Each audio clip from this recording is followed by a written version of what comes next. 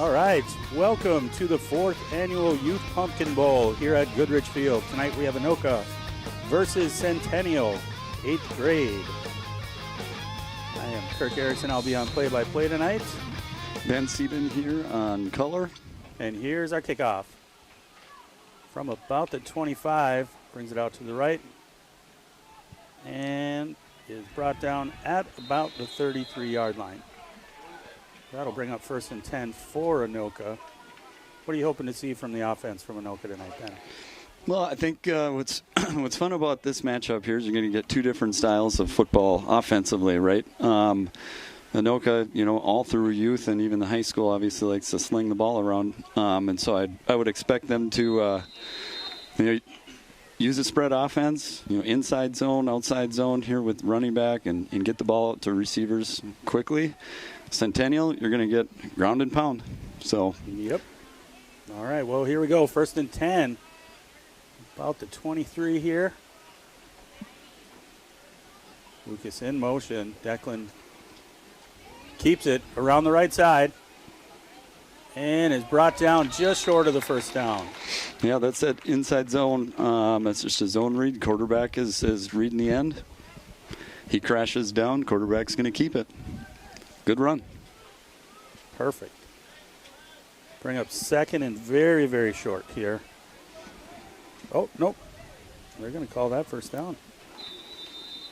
All right. So quarterback Declan Dahl. Yes. Excellent wrestler as well. So 1st and 10 from the 33. Hands it off. That's number 2. And he's going to get a couple of yards. Yeah, yep. A little bit. Good defensive play there on the right side.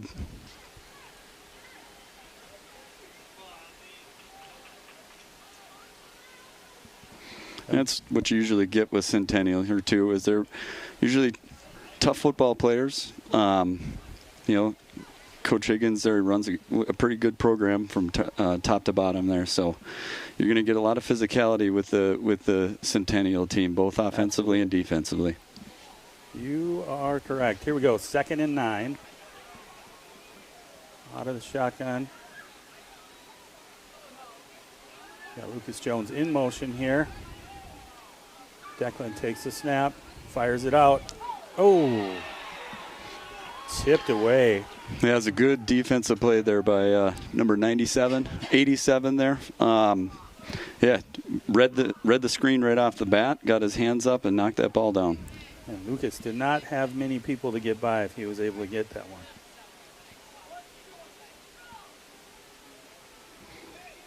So this will bring up 3rd down.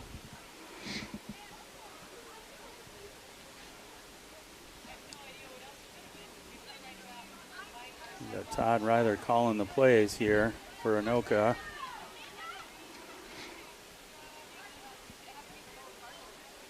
Takes the snap, rolls out to his left. Fires it. Oh, in and out of the hands. Yeah. That looked like it would have been good for a 1st down. Yeah, it was good sprint out action there. You're going with a fade, with a square, coming underneath of that. Made a good throw, just got to bring it in. They're really trying to get the ball into Lucas's hands, that's for sure.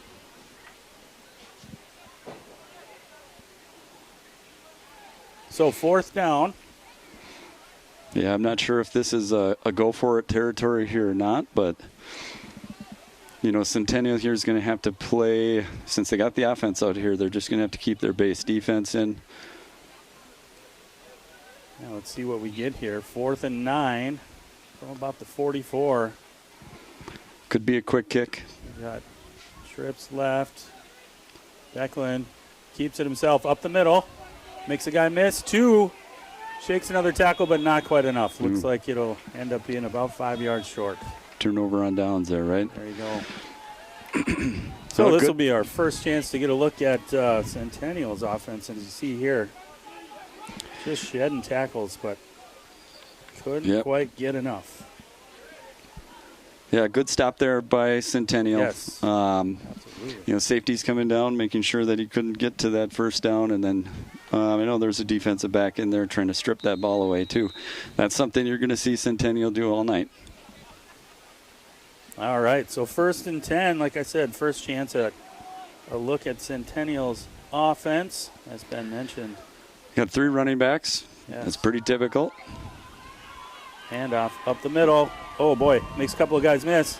Spin move, and they bring him down around the 19. Yeah, that's your classic power right there. I mean, we're going to see this over and over and over again tonight. I apologize in advance. I'm not always going to know who has the ball on these either. Is that number 45, right? Looks like it, yeah. Yeah, 45, Aaron Cruz.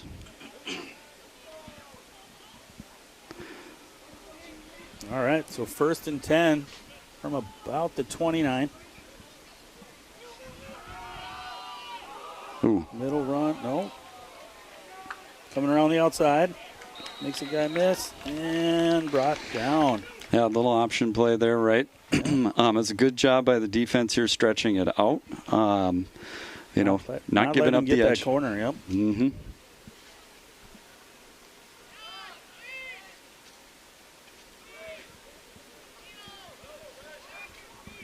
Beautiful night here at Goodrich. Yeah, the football gods have given us an unbelievable fall again. Yes. If you're not here, you should be. Mm-hmm. But thanks for joining. There's a replay on that one. Yep, keeps it.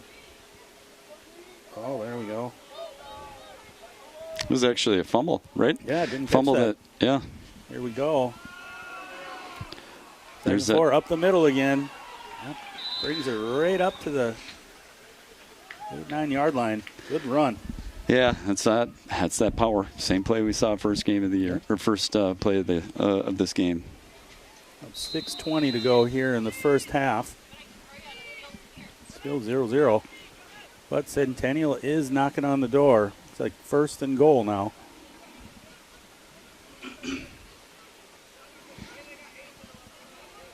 Yeah, you'd like to see the linebackers there for Anoka to step up. As soon as those guards are blocking down, you got to follow where they go. Yep, here we go. 1st and goal from the 10. See if they can tighten it up on D or if Centennial punch their way in. It's a really good job staying home in defense there by number 99. That's Anthony Graff, according to my roster here. So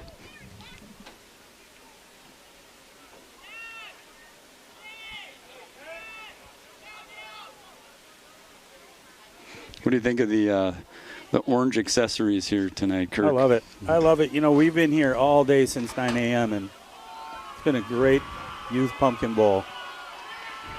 So here we go, 2nd and goal.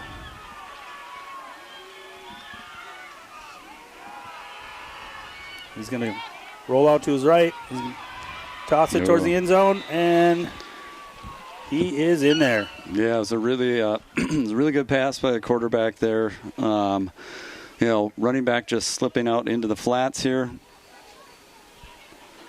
Yeah, that's what that run game will do, right? It'll set you up for a nice pass like that. Yeah. Short yardage. So, Centennial strikes first here.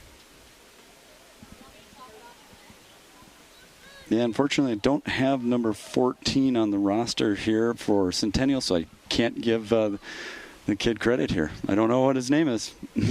Well, but great job to him. Good job. Good catch. Good run in. All right, here's the point after attempt.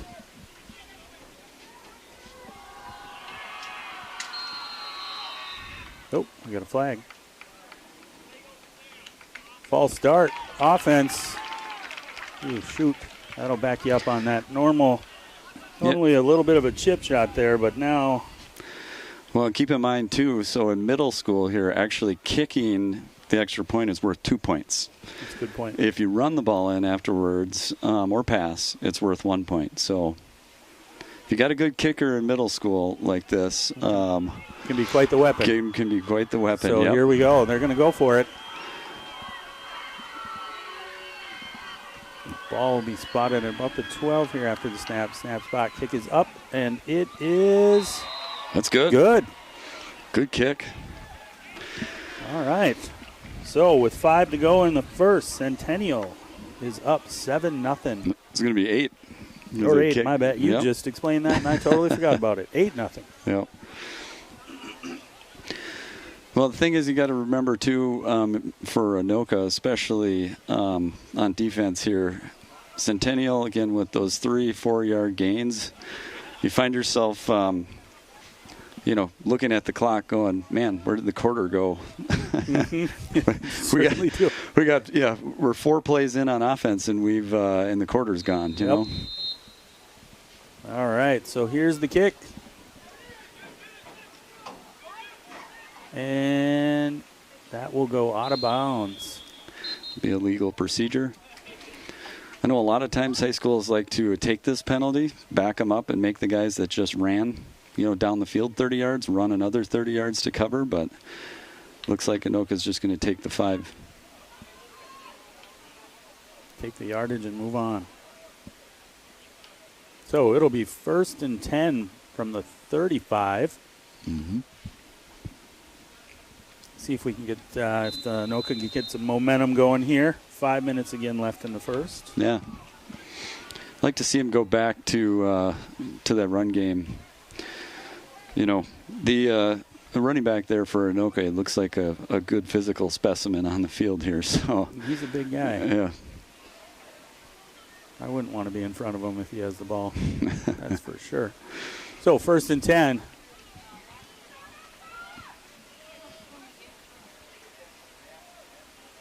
Motion.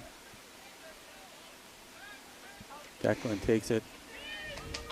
He keeps it himself, rolls around the left side, and he gets to about, looks like the 44. Yeah, Anoka would have got away with a little bit of a legal procedure there. The receiver took off. It's not the Canadian football rules here. You can't go forward until the ball is snapped. But got away with that one. It was a good run by the QB. So 2nd and 1 now. From the left hash. A lot of space on this side of the field here. Here's where you think, man, maybe that run play to that side is a good idea.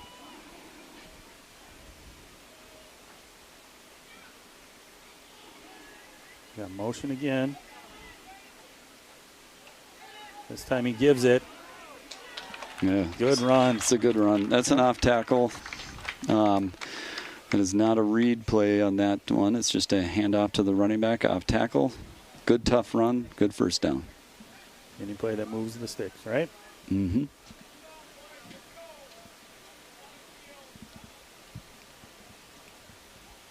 So 1st and 10 from their own 49.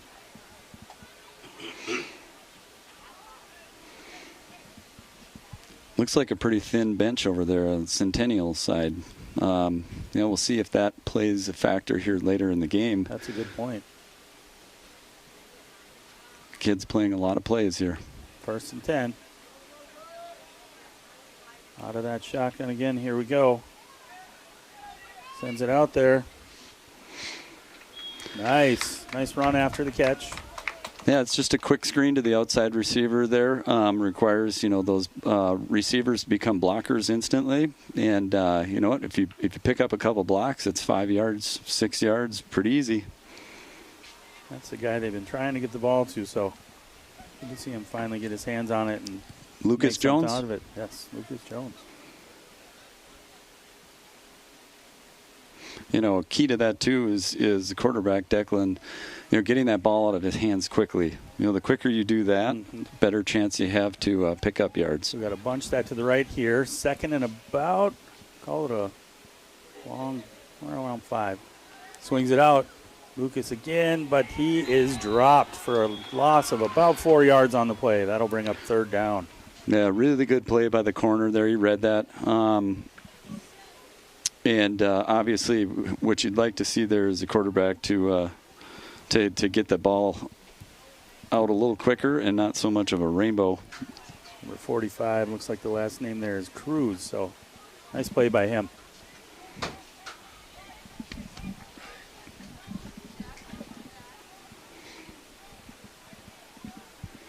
So third down, right, 3rd and 9, right on the 50.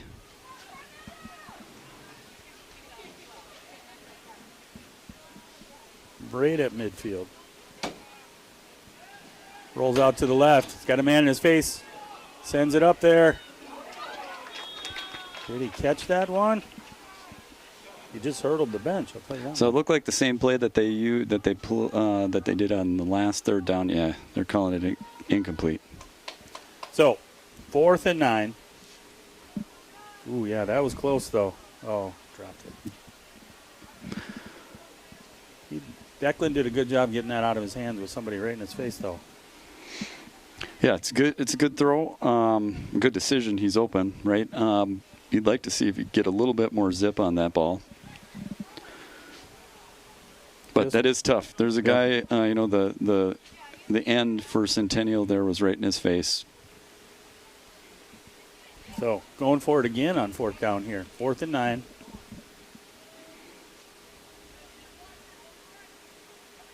Drops back, across the middle. Got a man. Oh, no, in and out of the hand. Centennial picks it off, brings it back. Yeah.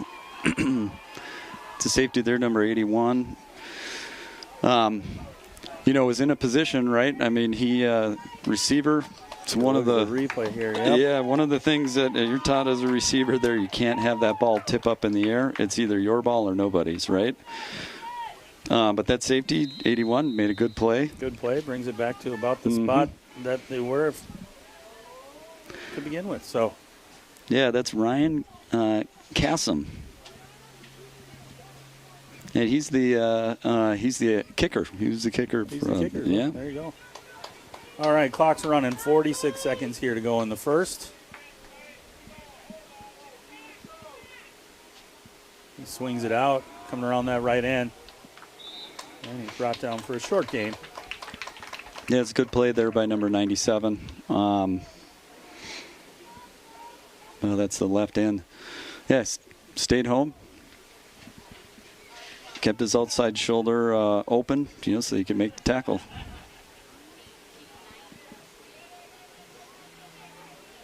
So 2nd and about 10.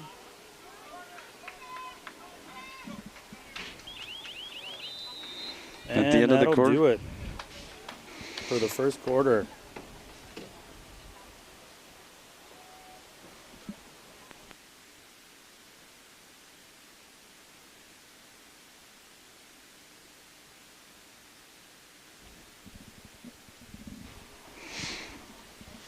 All right, so that's the end of the first. We got 10 minutes to go in the second.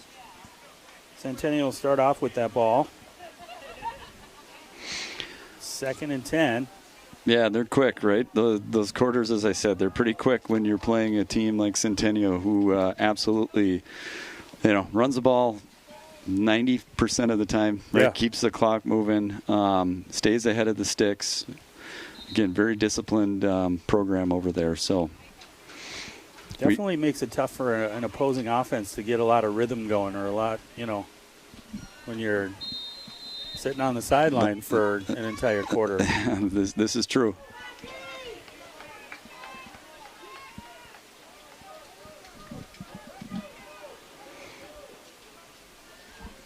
So 2nd and 10 here.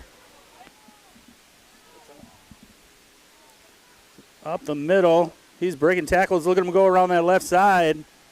Nice long run for Centennial. Down to the 29 yard line there. That was a good run. Yeah, those are those quick hitters. It's just a quick dive, to that fullback. That's you got to be disciplined, have the eyes right with your linebackers, or that could be a big play like that one was. So under center here. Keeps it himself this time. Spin move, breaks another tackle before he's brought down by a host. Yeah, that is Centennial's bread and butter right there. That's the veer. That's their outside veer. Quarterback's going to be reading that end. He's either going to give it to that fullback or he's going to run it himself. or he's going to pitch it. Ain't broke, don't fix it.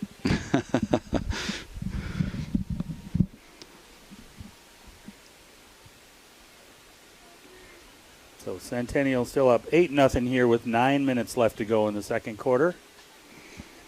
Putting together a pretty good drive here, right? Yeah. Little motion behind, snap. Comes around that left side. And he is... Yeah, that is that's a classic referee move right there.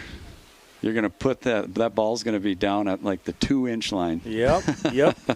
Let's see the replay. Yeah. Another off tackle. And this is, again, classic Centennial. You see all these guys downfield blocking. Yeah. Yeah, tried to stick it out there. Looked like he may have reached over and got the score. Looked like he could have given it to him. But either way, yes, you are correct. See. First and goal from just inside the 1. You get fancy here and let your quarterback air one up? I don't think so, Kirk. I don't think so. I would pretty much bet my life on that they're going to run this straight ahead.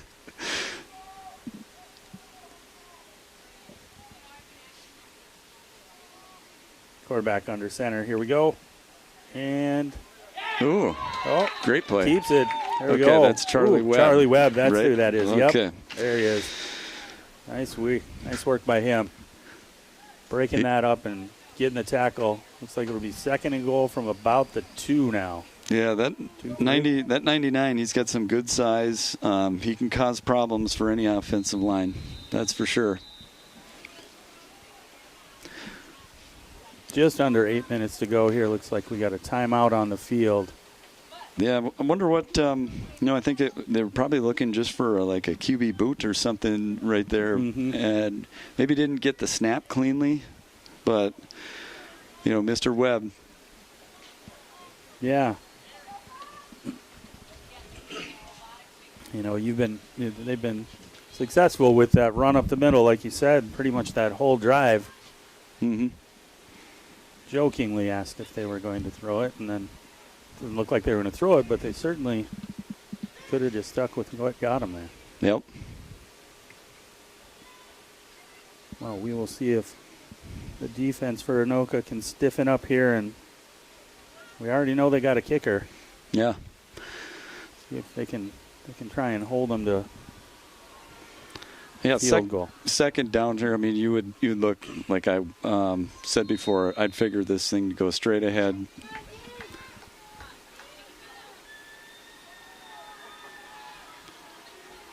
Goal line defense here for Anoka. Under center, takes the snap. There it was. Yep. That fullback dive, and there's another play by that 99, right? Charlie Webb shows up again.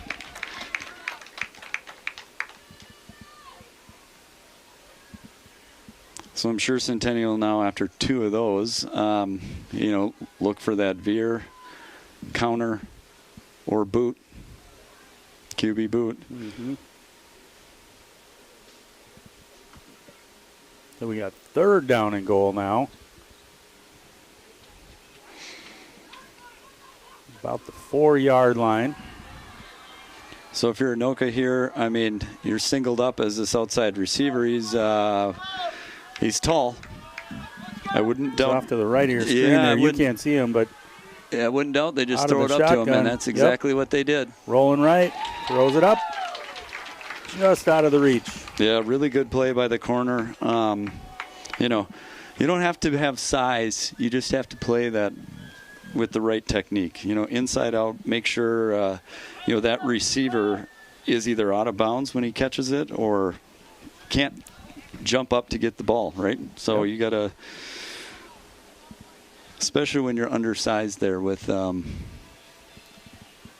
Anoka was with number 87 there. So it looks like they're going to try for a field goal. Yep. Here we go. Be kicking it from the 9. I think they only have 10 players on the field. Well, it was they good. Got it. Didn't need that 11th guy. All right. So with Great kick. 6:50 to go in the second quarter, that'll put Centennial up 11-0 on Anoka. That was a really good drive there by Centennial. Yeah, and I would say also I think it's probably a win for the Anoka defense too, not giving up a touchdown there, only giving up 3 points. So, still only 2 scores down. There's just a little note here is Ryan Cassim. He's made 80% of his kicks this season. Wow. So that's pretty impressive, They clearly have, have tried field goals and clearly do a lot of extra points. So, well, and as you mentioned, that's quite the weapon if you're in the middle school here to have somebody that can kick it with 80% accuracy. And 3 touchbacks. Wow. There it is. Well, here's the kick now. Fielded at about the 20 by Anoka, coming around the left-hand side. Tries to get that edge, and he's taken out of bounds at about the 27, 28-yard line there. 38-yard line. 38, my bad. That's yeah, if you're the return guy there, one of your rules is you should never go backwards to go catch the ball. So you may have wanted that one to just let that go back to the returners and may have worked for you, but might not have been the right way to do it. Still good field position. Good return, 1st and 10, yep.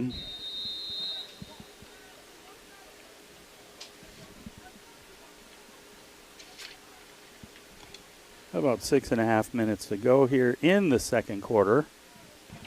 Again, Centennial up 11-0. Anoka now with the ball. 1st and 10 again from the 38. Anoka's in 11 personnel. That's 1 tight end, 1 running back. Jones in motion. Snap to Declan. So big, strong run right up the middle. That's that off tackle.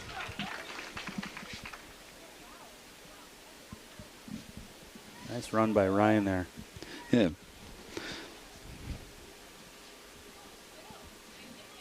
Ryan Asagnita. So 2nd and 5 now.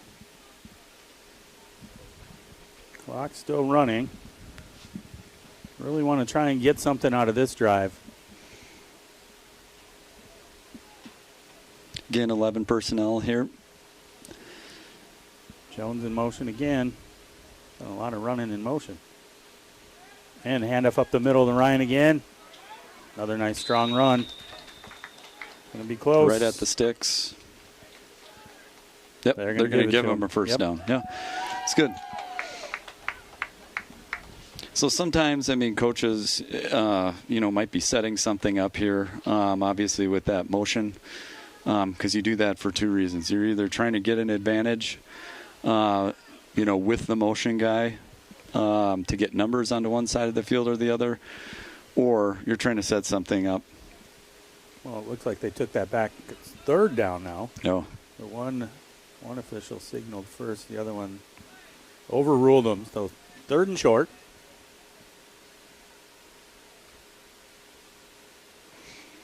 A little bit of this radar defense, at least that's what I call it.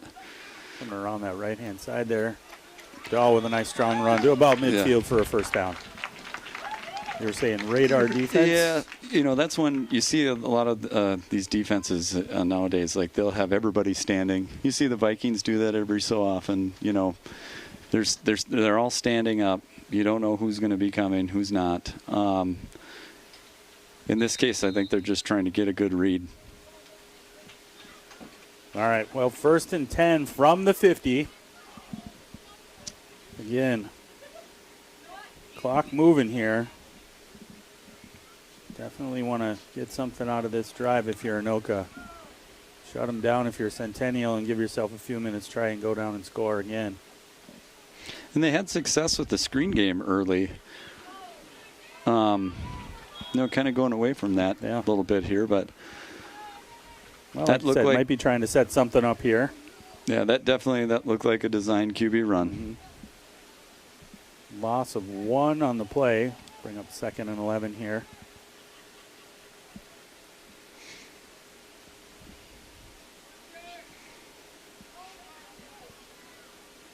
And the pass has been there, right? Their sprint out game I think 13, right? Lucas Jones. He had one that went through his hands there early on, maybe the first possession.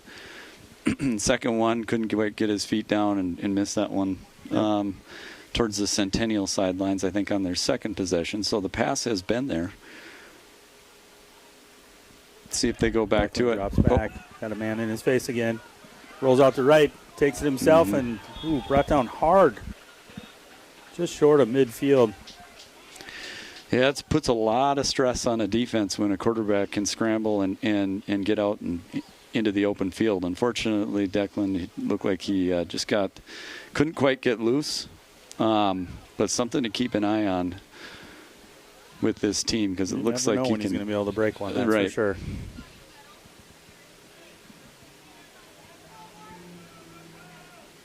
So here we go. Third down now and 11 for Anoka from their own 49.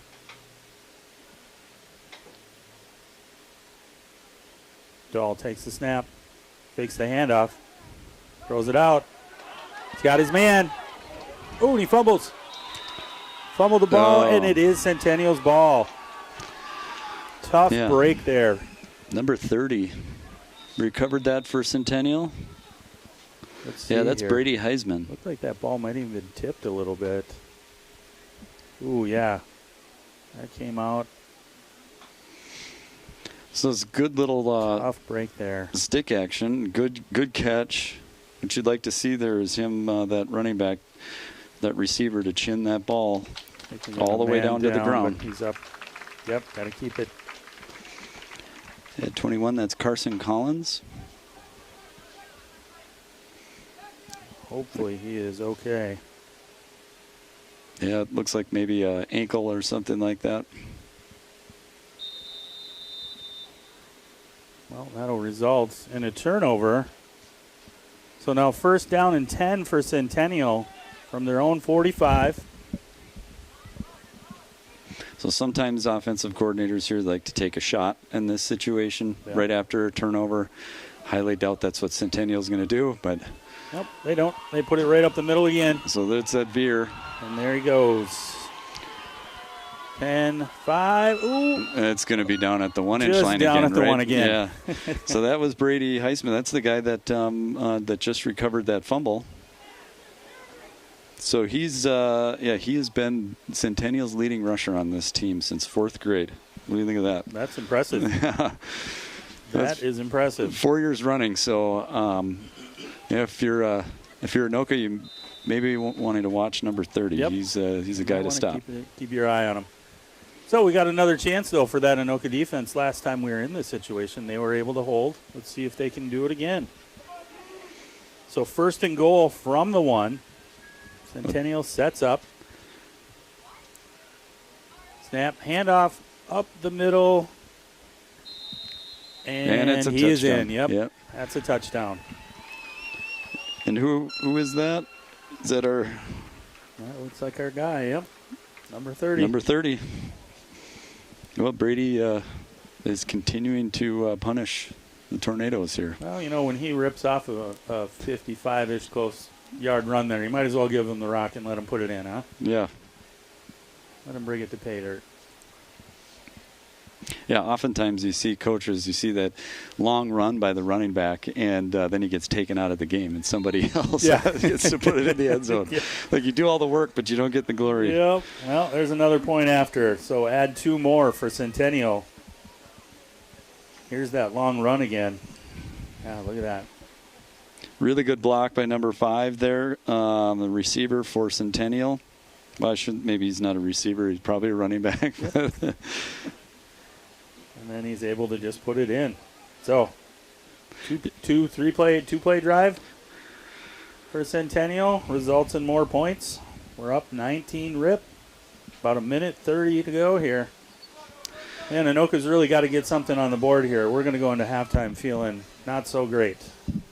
Yeah, I think it obviously you don't want to make a mistake and turn the ball over again before half. So, use this to get a good return, get decent field position, and then try to take a shot. He comes around, and he's brought down from behind at about the 30-yard line. So we'll see what we can do here. If we're Anoka, looks like it was Taraj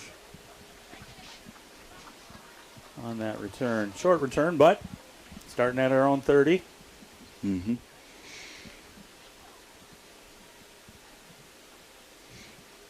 Yeah, I wonder what Coach Ryther's got cooked up here. Oh, he's got something up his sleeve. He always does.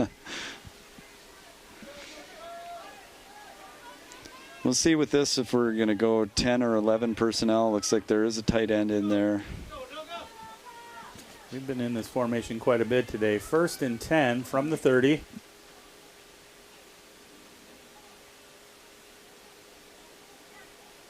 There's that handoff to the left. Ryan up the middle. 4 yards there. Set us up for 2nd down.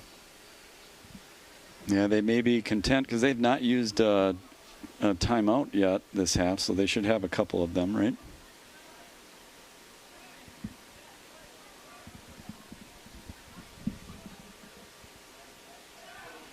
Dahl passes up the middle. Oh, in and out of the hands again. Looks like he let that one come all the way to his body. Yeah, really nice pass there. That's where you want to hit that slant. You just got to be ready. Go attack the ball as the receiver versus letting it come to your body.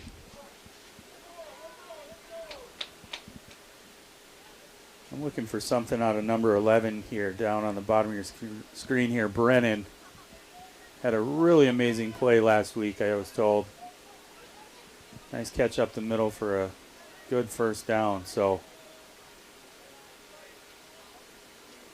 Dahl back to pass. Oh, look at that. Right to Brennan. Oh, just out of the reach. Yeah, actually, it wasn't was a decent ball there. Getting it right off.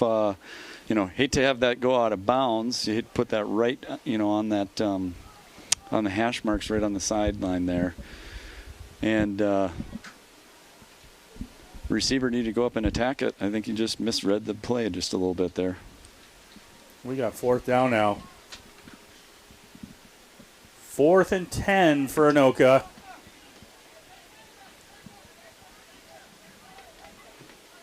Two wide receivers on each side. Dahl out of the shotgun. He's going to take the snap. He's going to roll to his left. He's got someone in his face. He avoids it. Steps up. A lot of green in front of him. He's going to take it himself. He's passed the sticks to the 40 and brought out of bounds at about the 43-yard line. Wow. Yeah, that was a heck of a play for Declan Dahl there. Yeah, we talked about that just before. I mean, anytime you get a quarterback that can scramble and get loose out of the pocket, it puts a lot of stress on the defense. And there was just nobody in front of him. Little pump fake there. Just kept going. So now the clock runs after the sticks got set here. So I think they're down to maybe, 25 seconds? Yeah, looks like. So you have to Dahl make a quick decision. You can't take a sack. Got to get rid of it. And he does. Oh, and it falls to the turf. Yeah, cardinal rule right there is if you're rolling out to the left or right, you cannot throw back across the body or across the field. That's bad news. Got a little lucky there. And if you're the receivers there, it's your chance to play defense. Yep, you got to go up and knock it down, as we said watching the 7th graders before this. Yeah, exactly. So if you're a Centennial here too, you're just going to be content keeping everything in front of you. Less than 20 seconds. So any tackle in bounds is either going to be a quick timeout or, if the coaches decide not to do that, obviously, then the clock runs out. Yeah. Oh, we got a timeout here. Coach Meyer with the timeout on the field. So Anoka wants to regroup here and figure out exactly what they want to do as we go into this last 19 seconds of the first half. Yeah. Yeah, I think this is so Anoka, they've had every drive, they've had a couple of first downs, and it seems like that third move of the sticks has been difficult for them as soon as they get near the 50. Yep. Give credit to Centennial's defense. Yeah. They're doing a great job of, that spread out offense that Anoka runs. It can be real tough to defend, especially when you're talking about, 8th grade level graders. here. Yeah. I mean, that's the idea on a spread offense, right? They make you guard the entire width of the field, right? So sideline to sideline, making sure that every inch of that field you have to have somebody to guard it. They're sitting back, just with a single free safety, looking like they're just playing cover 3 here. 2nd and 10 for Anoka. 2 receivers left, 1 right. Dahl in the shotgun. He takes the snap. He rolls to his left. He puts it up in the air and out of bounds, which is probably lucky for Anoka. Looked like he threw into double coverage there. Yeah, the way that they're playing right now, you can take short chunks of yardage here by just getting the ball out to your receivers right off the bat. Let them run 5, 6, 7 yards and out of bounds. See what they can do with the ball in their hands. Yeah, with the way that they're playing off here. A lot of space for a quick 5-yard out or get a couple extra yards out of it. Well, we'll see here. 3rd and 10, 13 seconds to go in the half. And sometimes you can if you're going to use your timeouts here, you could go inside zone with the running back. Well, they tried to get the running back out. He's open downfield. There it is. Nice play. He comes back to the left. He's got 1 man to beat. 10, 5. Oh, he's brought down at the 2 with no time left on the clock. I think that it's timeout. So I think Did they give it to him? Yeah. Oh. So that was really exciting. good job keeping the play alive. And is it 23? Yeah. Let's catch a name here. They don't They're have going to a give name him for one more 23. play. Yeah. All right. Yeah, so we got five seconds left, it looks like. It's really tough. Not having the big scoreboard on this one is tough. It's tough to see from our vantage point, folks. Yeah. That was a really good play. Again, a little bit of a broken play. 5 seconds Receiver left. stuck with it, right? And with the timeouts there, you're able to just throw to the middle of the field and try to make something happen. Exactly what you said. Well, let's take a look at it again here. Dahl rolls out to his left again. Beautiful pass right down the middle. Number 23 cuts it back to the left. This is when I got excited for Anoka to maybe get it in the end zone. And great job, Centennial, not giving up on the play, right? Yeah, that's a long ways to run for that defense. Those are, as we say, those are game-saving tackles right there. That's playing winning football. Clearly being up 19-0 here, they've done a really good job tonight so far. All right, well, 5 seconds left. Got a lot of field. Out to the right there. Side. Yes, we do. But Declan rolls to his left behind his blocker, and he is in for the touchdown. So Anoka executes. We said they had a tough time getting that third move of the chains, and they were able to hit it on that drive. Yeah, and sometimes that's all you need. You need to get one of those big chunk plays, to get that momentum. And that once you have that momentum, it's really hard to stop.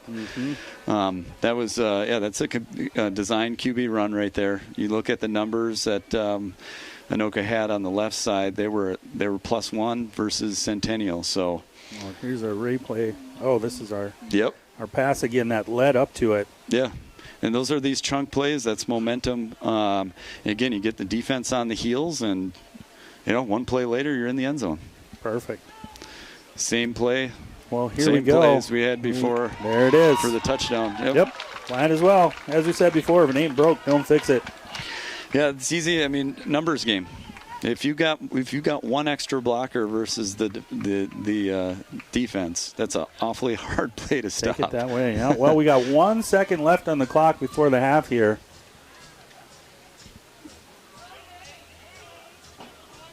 So if you're Anoka here kicking this one off, what are you thinking? We know Centennial's dangerous.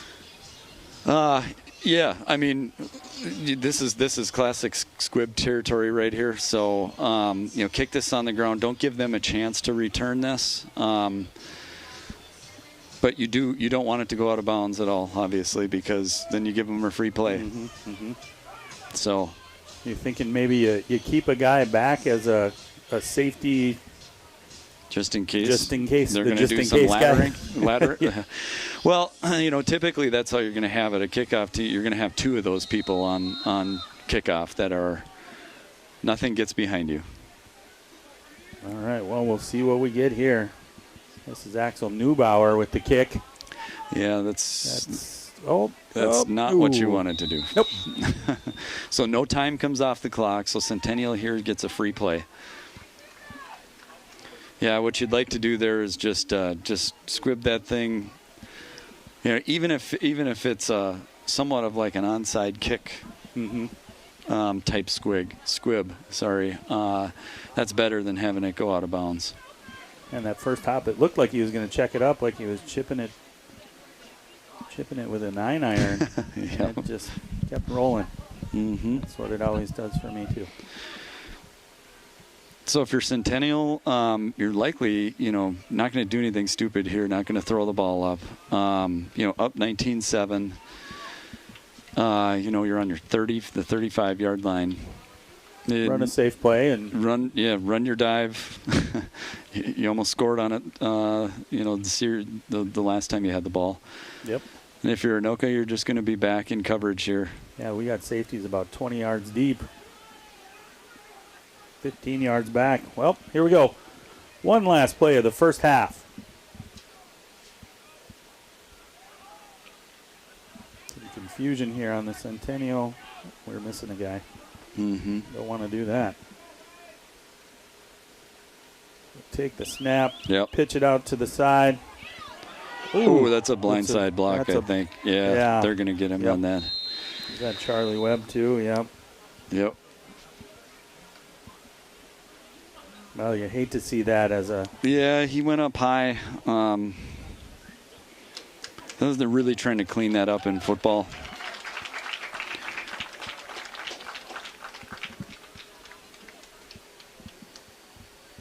And really there's actually called, so typically on interior linemen like that, they don't call blindside blocks, but ironically it's the second time in a matter of a few days that I've seen that called. They had it called on Anoka versus Minnetonka. We saw it earlier in the 7th grade game too, so like you said, they're trying to clean that up. Well, we're going to take it into half here with Centennial up at our 4th annual Youth Pumpkin Bowl here in Anoka. Centennial 19, Anoka 7. We'll see you back after a short break here.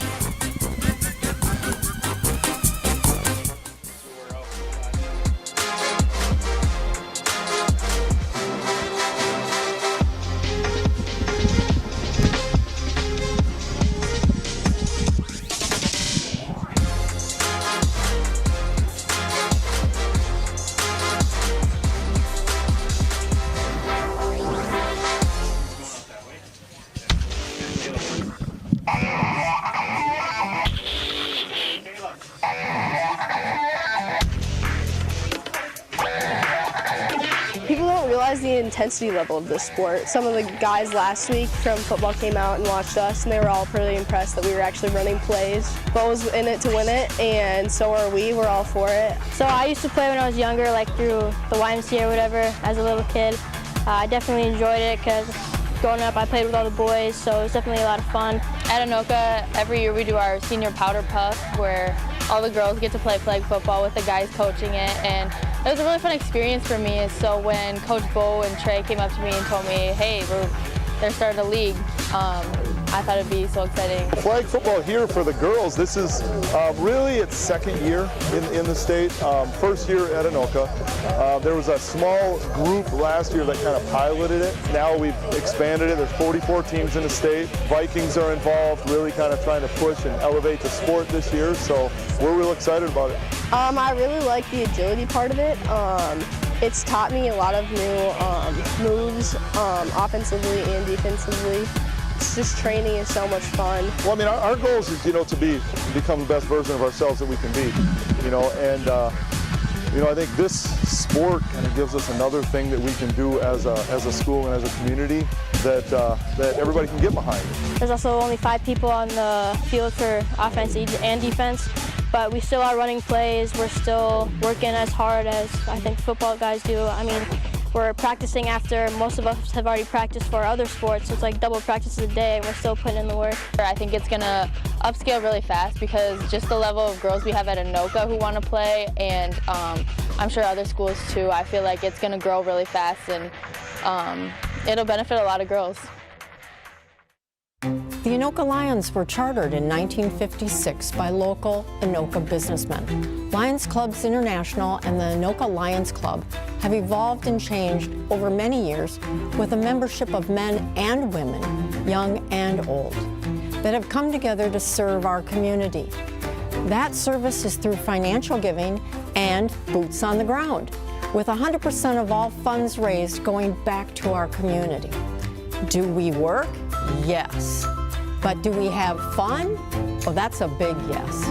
Some of the local projects we support are Fishing with Youth, Haven for Heroes, Anoka Legion Post 102, Feed My Starving Children, and countless more. Events you can find us at: Rockin' on the Rum, Riverfest, Anoka County Fair, the Masons, Ribs, Bibs, and Blues, Vintage Fest, and many, many others. So, if you are looking for friends, fellowship, and fun, and you have a heart for service, then come join us. Contact me, Lion Vicki Violet of the Anoka, Minnesota Lions. Lions, ordinary people doing amazing things. We serve.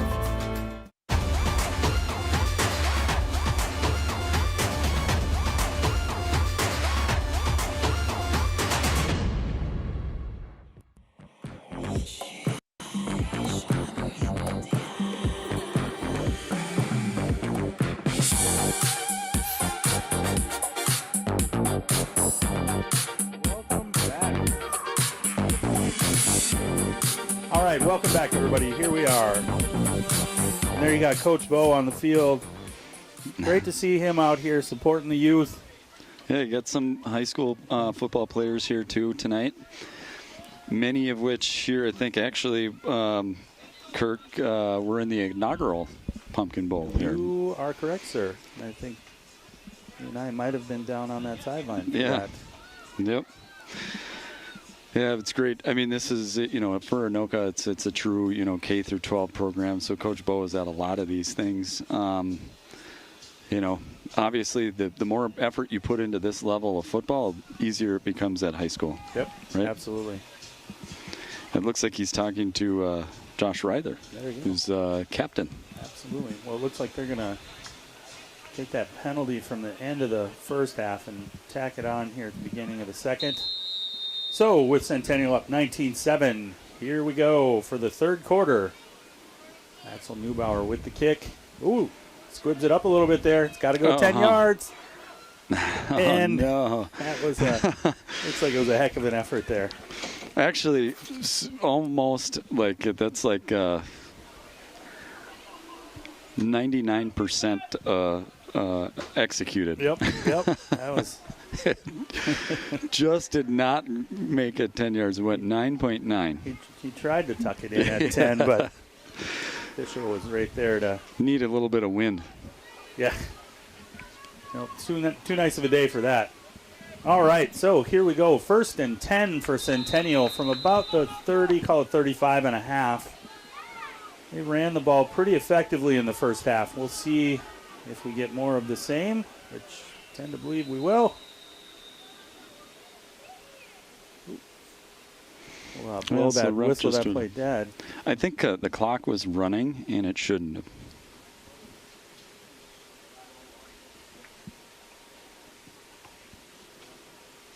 Well, they'll confer. Our head referee there, Mitch Lonnie. Oh, dropping the flag.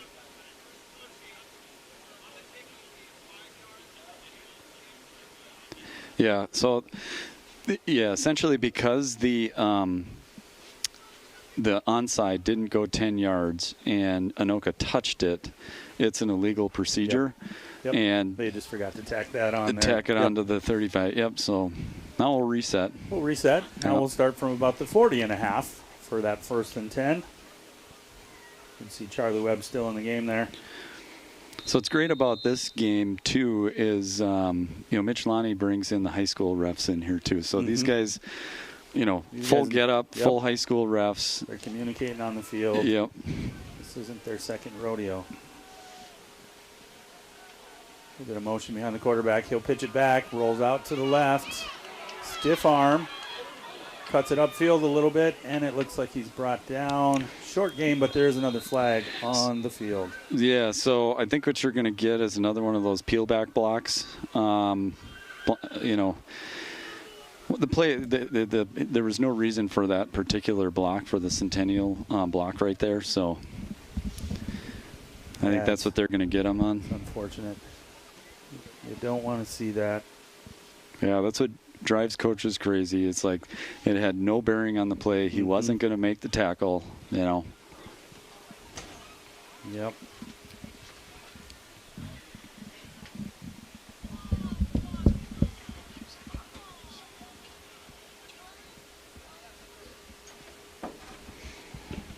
So I can't tell who's down over there, but yeah, I can't see it either. But we got player 54. We got, as we do at all of these games, we do have an EMT. 10, okay. We do have EMT on site here, so that gentleman, Jason Sufka there in the Blaze Orange, he's Johnny on the spot to help with. He's got quite the get up here tonight. This looks like they might be calling in.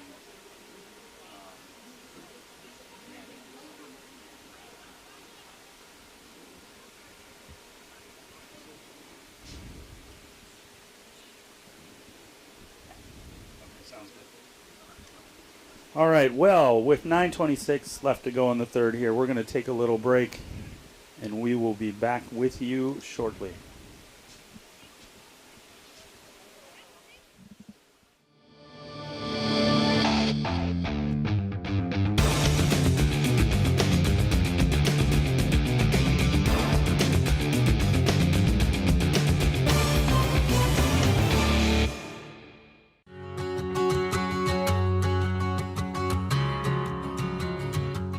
Rum River Art Center is your local nonprofit organization located in the Old Milk Factory near downtown Anoka. Our nearly 6,000 square feet of windy and whimsical studio spaces are filled with inspiration. At Rum River Art Center, we embrace individuals of all artistic abilities and focus on the healing aspect of the process over your final product. We pride ourselves in offering classes with a huge variety of mediums at an affordable price. From one-time ceramic wheel throwing classes to multi-week painting courses, from creating at the Art Center to finding us at your local library, we believe art is the catalyst for connecting human beings to each other and themselves. Come visit us or check out our website, rumriverart.com, for more info on classes, galleries, special events, and how you can support the arts in your community.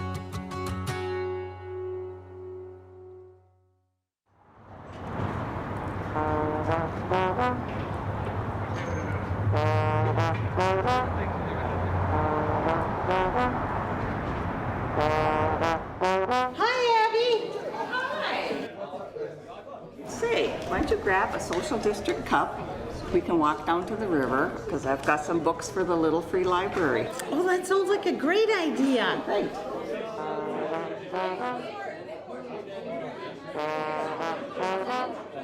This is a great idea, but these social district cups are such a waste of plastic. Oh, we don't just toss them. We can recycle them.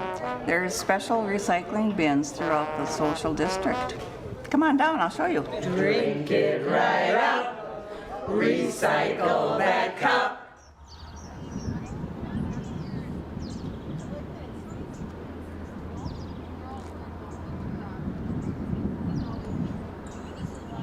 So, you so we could recycle these social district cups. Where's the bin? There's one right over here.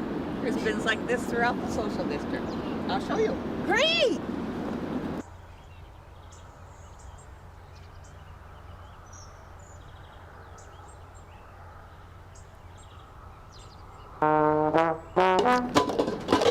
Drink it right out. Recycle that cup. Recycle that cup. Recycle that cup. Recycle that cup.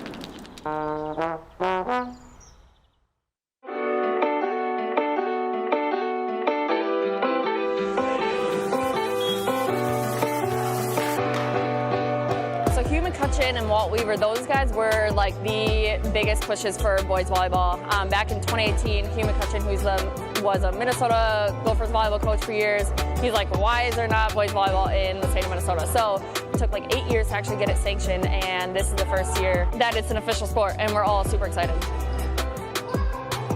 What I've learned about this sport that's most surprised me is how many kids really do play the sport and how many people come from other sports and just how quickly the sport is growing. And I mean, this sport's massive throughout like the entire world, and it's just really starting in Minnesota, and I'm happy to be a part of the first year.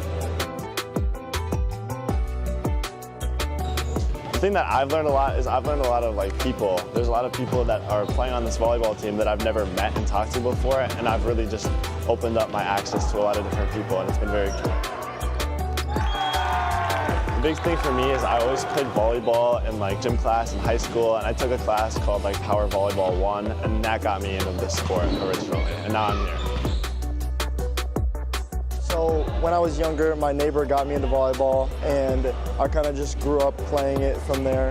And the past 3 years I've been playing for the Anoka club team, and I just really wanted to make this year special by going to state. What inspired me was that my brother always played, so I kind of grew up around volleyball. And I've been on the club teams for the past, 2 or 3 years. When I knew it was going to be the first actual like sanctioned season, I knew I couldn't give up the opportunity. Came together as a team very quickly. A lot of it's through the open gyms that Olivia, our coach, ran before the season, and that got us together as a team very well. Coaching gives me the chance to lead, mentor, and support these guys in their growth in school, in sport, in their careers, and I just love being a part of it. I think our goals are obviously the same as like a lot of the other teams, obviously to be as good as we possibly can and essentially go to state, win state. But aside from that, we are trying to grow as much as possible to kind of build a connection with each other and like set an example for future teams.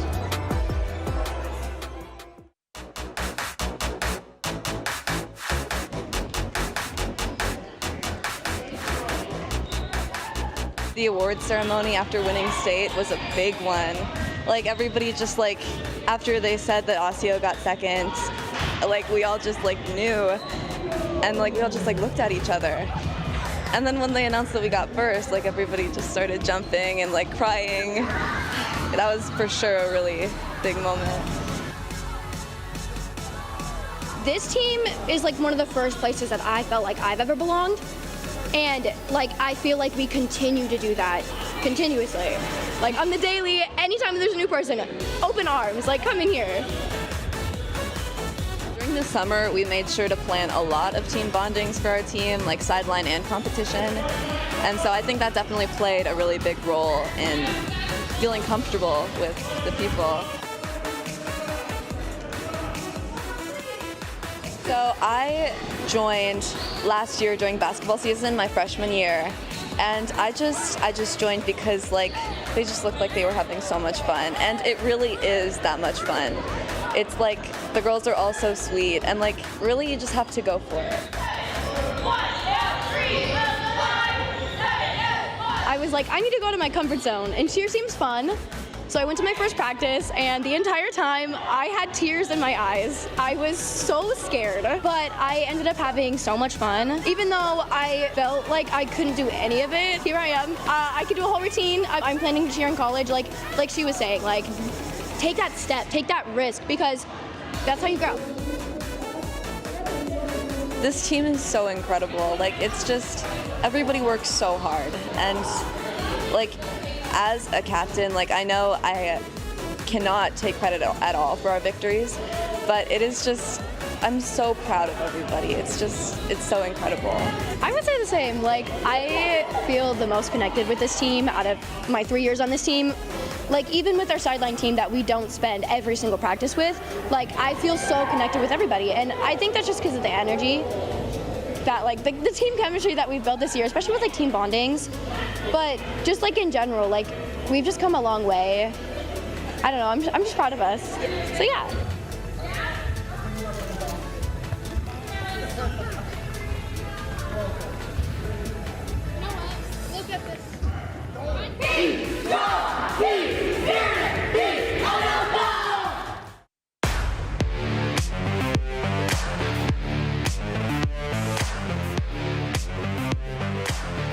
I believe this is my 14th year as a head coach here at Anoka, 15th year overall, and the reason I coach is just, you know, I went here, I played here, I compete, you know, a little bit, I do it for the guys, you know, I love coming out here and hanging out with the players and, you know, watching these guys grow up. I hold these guys very, very accountable, and at times they may not like it. I do think at the end of the day, they understand as to why I do that. Not only myself, my other coaches. And I do feel like while we are a talented lacrosse team, I feel like, well, that does kind of allow us to rise above what our talent may or may not be at that. I mean, I just love to play, and I love to play with these guys. We've had great team, and like saying earlier, got a lot of returning seniors, so I've been playing with them for a long time. And you know, we know each other really well, and we hang out on and off the field. Like, it's not just come here, talk, and then we don't see you again. We're chatting a lot, doing a lot of stuff outside of lacrosse. We really feel like a family. I mean, we joke around just like brothers would, you know, we rip on each other a little bit, but that's what makes it, you know, fun to come out here every day and practice together. We hear from Sutton a lot is that there have been some great teams that have come through this program, and we really wanted to be one this year. We didn't get amazing results last year. We thought we could have been pretty competitive, and just some games came down to the wire and just we didn't get the result we wanted. So this year we really wanted to push forward through adversity and go out and get wins when we knew we could go get them.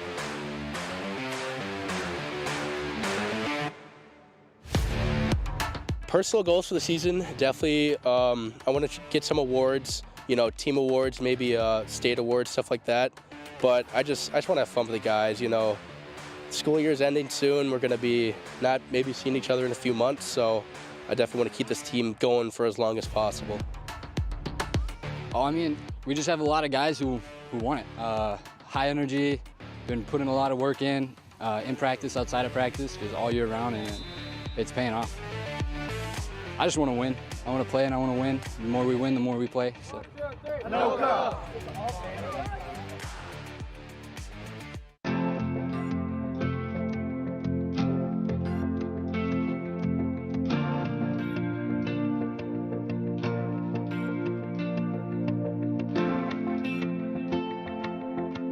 Good morning, everyone. I'm Jake Collins. I'm a member of the Heritage Preservation Commission for the City of Anoka. What we do is work to take care of the historic things that are in Anoka, identify them, and work with the City Council to keep Anoka a polished apple. As Jeff Weaver, the City Councilman, says, what we do is just polish the apple. We've already got it. We just want to keep it nice in the way it is so people can enjoy it in the future. What we're here to talk about today is something that's kind of interesting that the City Council last summer approved doing a restoration on.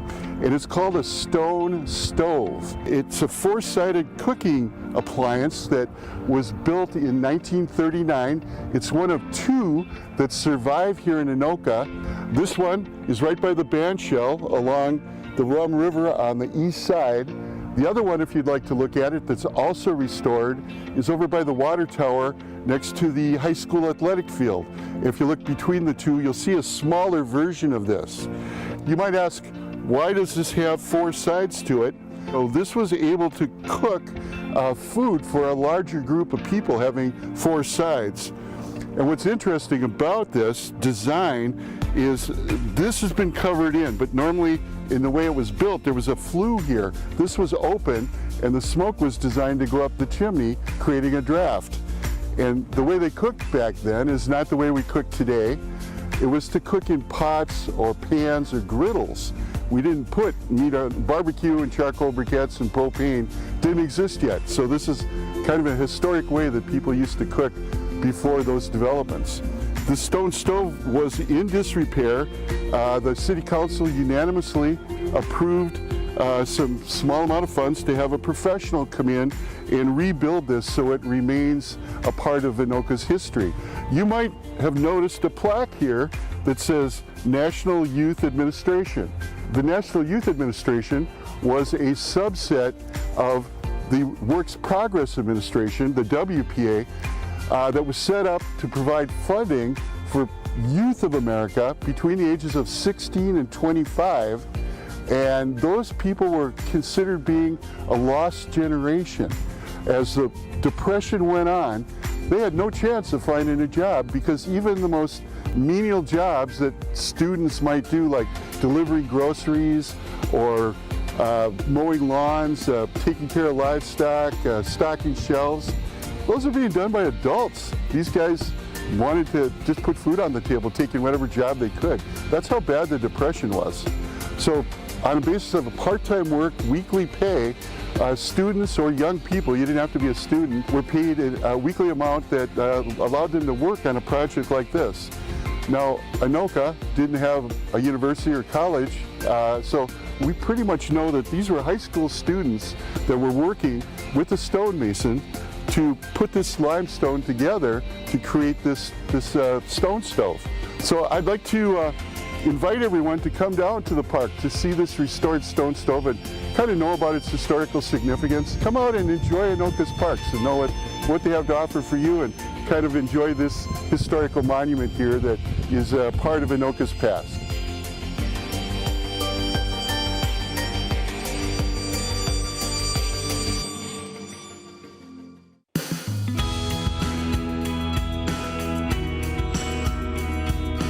Hi, I'm Jeff Johnson, the Executive Director at Can Do Canines, where we raise and train assistance dogs to transform people's lives.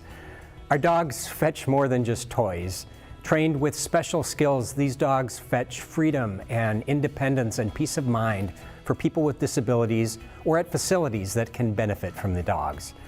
Our dogs choose from 6 different types of careers. They can help people who have mobility challenges, hearing loss or deafness, seizure disorders, type 1 diabetes, or childhood autism, or at facilities such as hospitals or community service providers. Since 1989, we've created over 900 mutually beneficial partnerships between these specially trained dogs and people.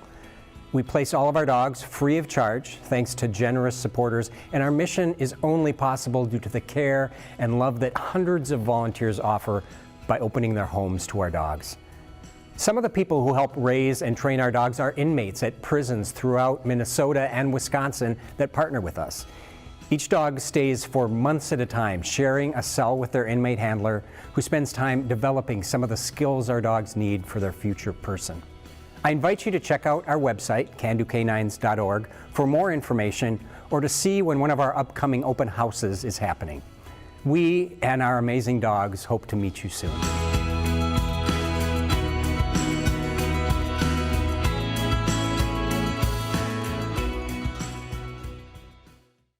Did you know that every day, millions of children around the world go to bed hungry? At Feed My Starving Children, we're working hard to change that. But we can't do it alone. We need your help. It's a fun, rewarding, and impactful way to spend your time. Plus, it's something you can do with friends, family, or even your coworkers. Ages 5 and up and all abilities are welcome. We take care of you every step of the way, from greeting you at the door, increasing your understanding of the impact of world hunger, to specific volunteer roles. We're here to serve you. And together, we'll celebrate the powerful impact you've made in less than 2 hours. So join us at FMSC Coon Rapids and be part of something bigger than yourself.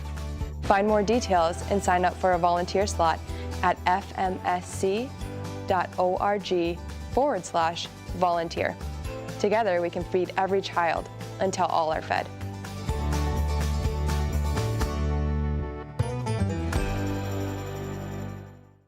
We are Midwest Animal Rescue and Services, aka MARS. We are committed to serving both pet and parent, finding homes for animals that were once lost, left behind, and forgotten, while bringing harmony and enhancing education in our community.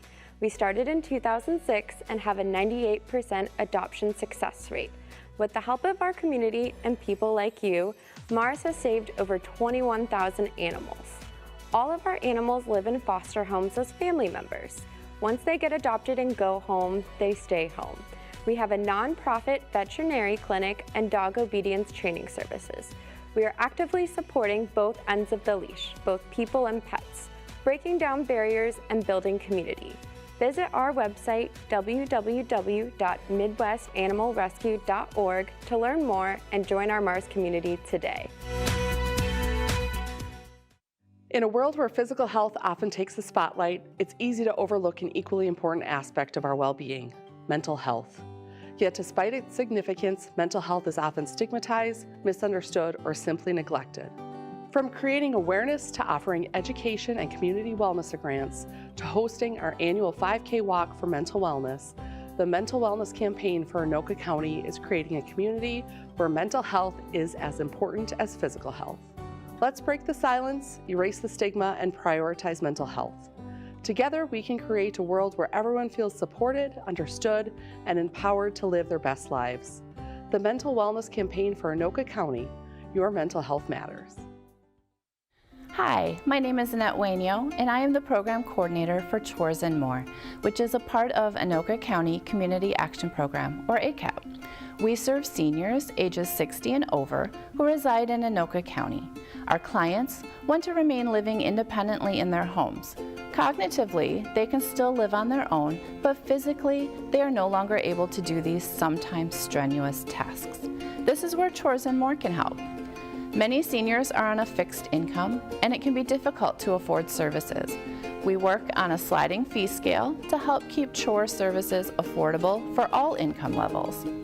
Chores and More provides household services to seniors, including light housekeeping, mowing, raking, snow removal, and minor home repairs. We utilize volunteers and independent contractors to perform these chores. Our workers enjoy being able to make their own schedules.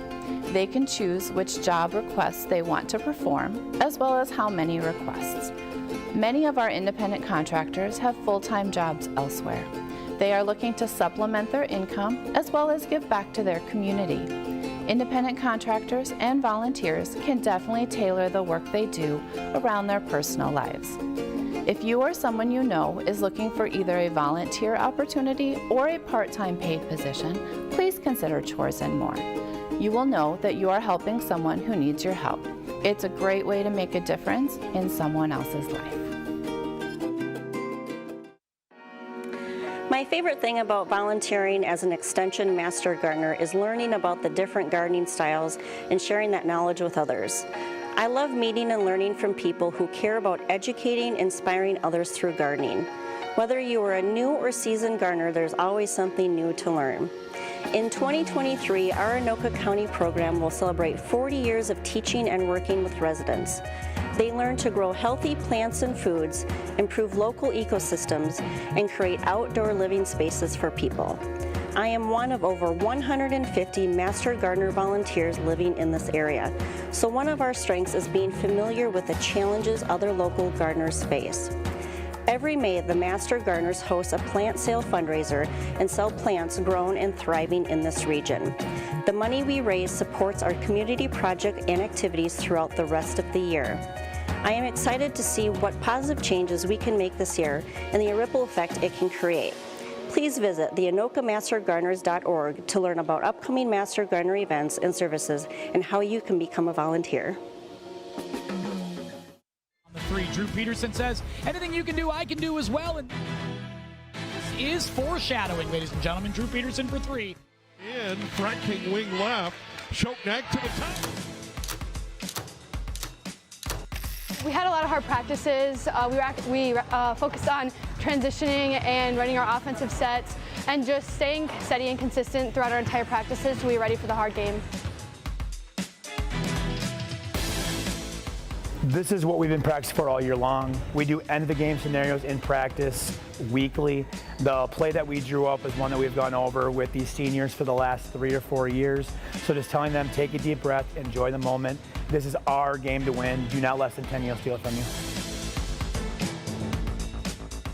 To stay locked in, keep our heads there. It was loud and intense, so we were all pretty nervous and stuff, but he told us to stay locked in, focus on like the prize and what we wanted, and we made it happen.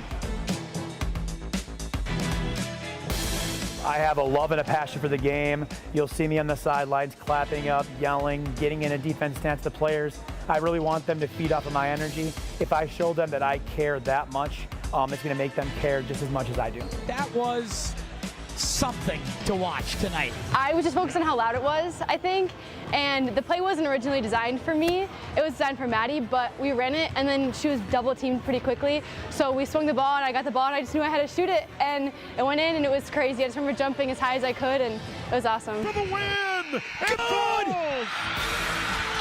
Unbelievable!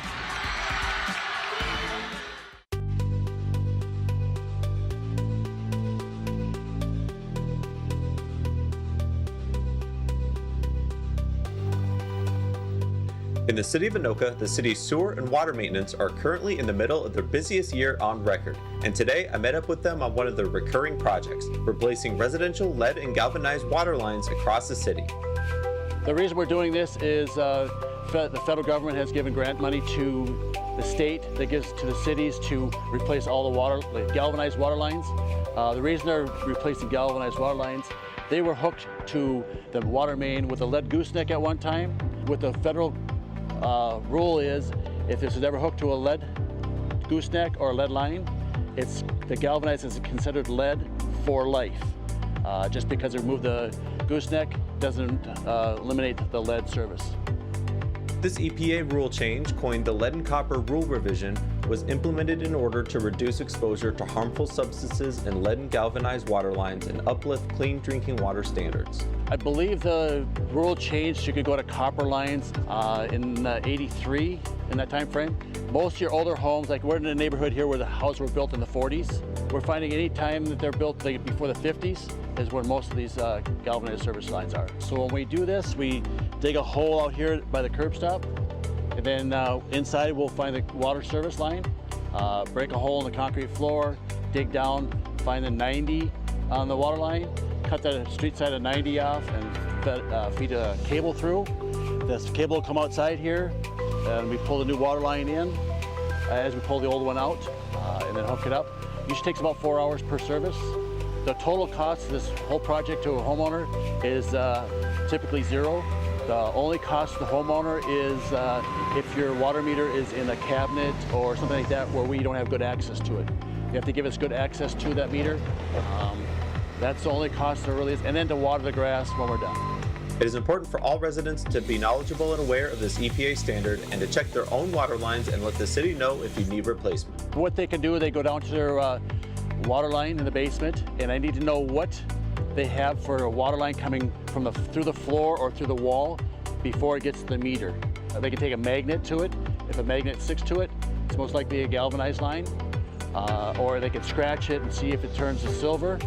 Or if it's a copper line, it will have a copper like a penny look. And if it's plastic, you'll be able to tell it's plastic.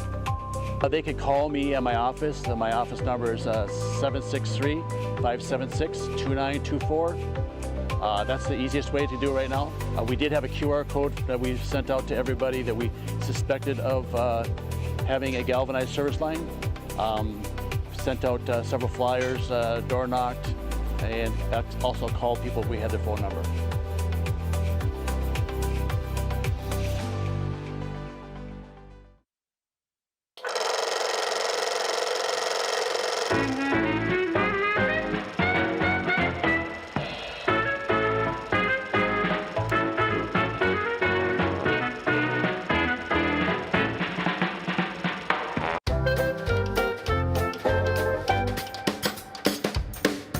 Today we're at Alley and Ave, a quirky retro furniture and home decor store. As you can see, we do all this home decor stuff, but we also do furniture. We do some tables that come in. We do dressers, anything really that is donated to us. We take in goods kind of like a thrift store would that we fix up and redo. Some of them we fix up and redo just as they were originally. Others we transform into something new. Like this over here, this was a full dresser. It had shelves or drawers that went all the way down it, but we took those out, put a shelf in there and made something a little bit more modern, a little bit more what people are looking for in today's age. This is another example of that over here where we took half of the drawers out of a dresser and made a bench, put kind of in their front entryway. We're getting the tour from Steve Chrisnagel, who is the work coordinator at Alley and Ave. So Alley and Ave is a storefront that sells our products out to the public. We are a student work site within the Anoka Hennepin School District where students come to learn job skills, all those soft skills that they need in order to be successful at a job and maintain employment within the community. And they also learn some valuable skills of how to be in different positions within our program, learning those skills as well. Alley and Ave is located right off 2nd Avenue and is connected to the school district. Alley and Ave is staffed by students through a work program.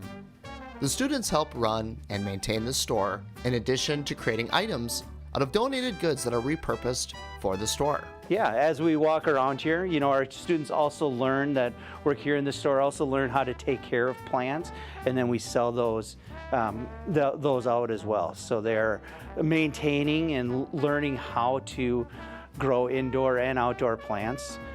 This time of the year, we're doing many more outdoor things. One of our most popular are actually our chairs that we turn into planters. So this is just an example of one of the different things that we do with some old chairs that might be a little too broken up to actually sit in anymore, but they work great when you take the seats off and make them into planters. People throw them in the garden and love them. Hey, be sure to stop in to Alley and Ave, say hi, and browse their goods. They're located right off 2nd Avenue in downtown Anoka.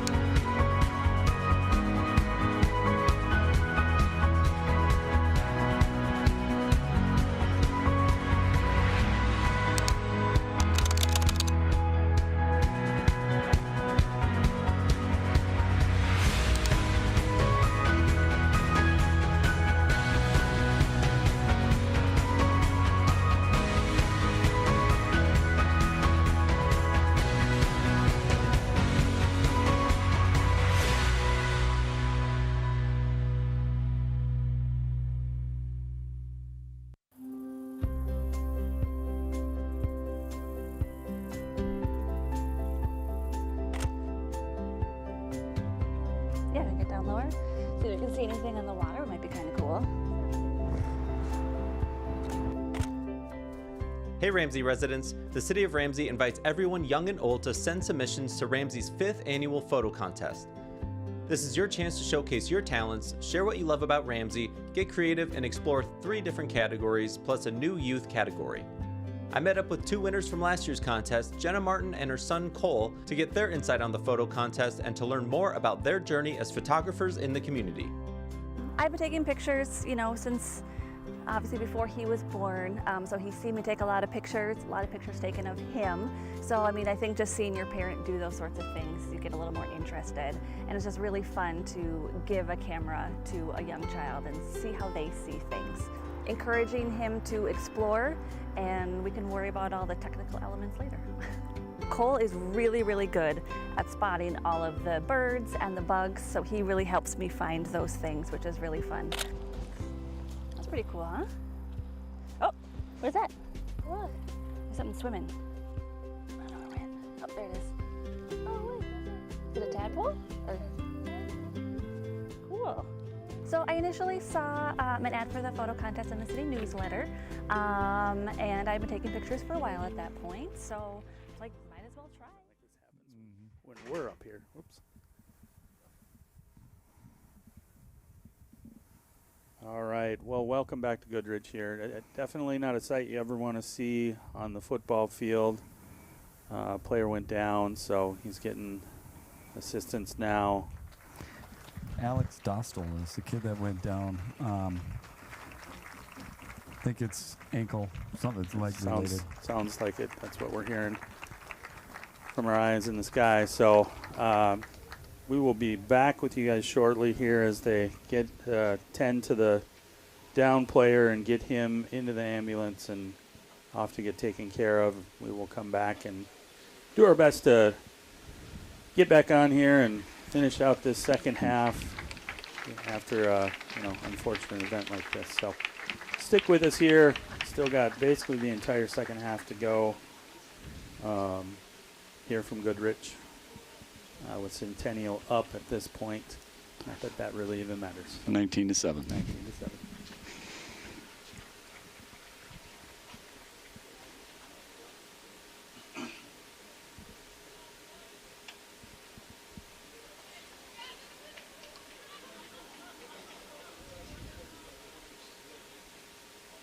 Kind of a cool sight there, though, to see both of those teams rally around that player. They might be on different teams, but that doesn't matter. Not moments like that, right? Exactly.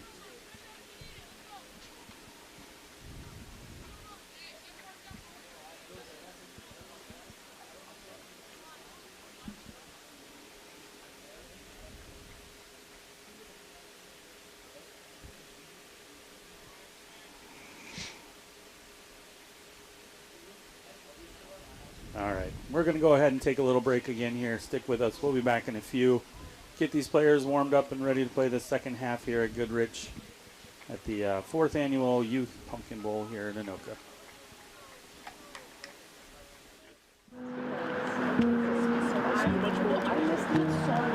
Tonight we're here at the Anoka County Sheriff's Office and we're collecting donations, both supplies and cash, to support an organization called Hope for Youth.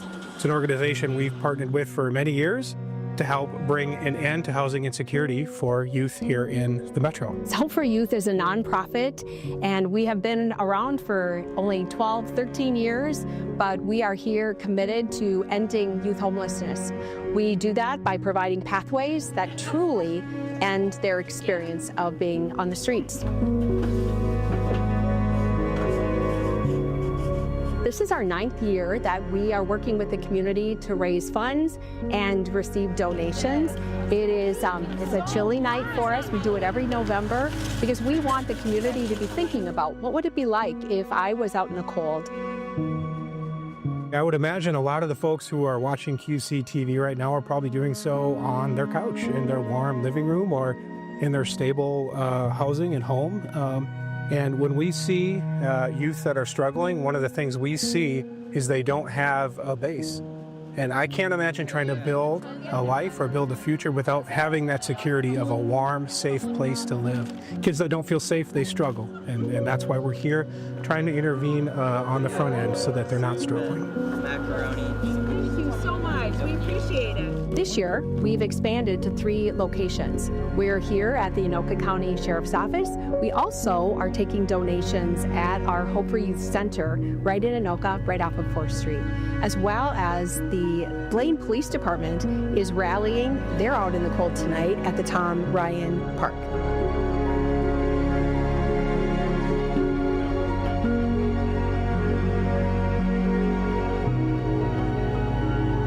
We welcome all. We are here and we want to be a support system to you. We have no judgment. You don't need an appointment to come to our facility in Anoka. We also have a transitional housing facility, Hope Place, by which those that are ready for independent living, we're ready to open those doors for you as well. We used to use the fancy trailer, but now it's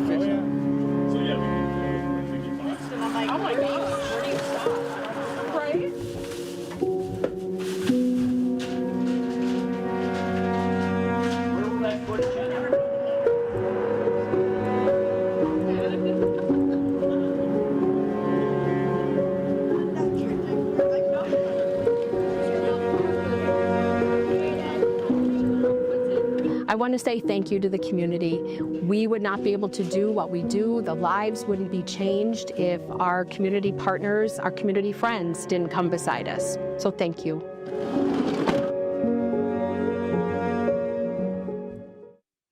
ACBC has been around since 1971, and we've been in this location for about 20 years. We provide free food, clothing, and resources to the community. We serve about, last year, we served nearly 80,000 people for the year. And we offer a lot of other programs designed around food, such as senior deliveries.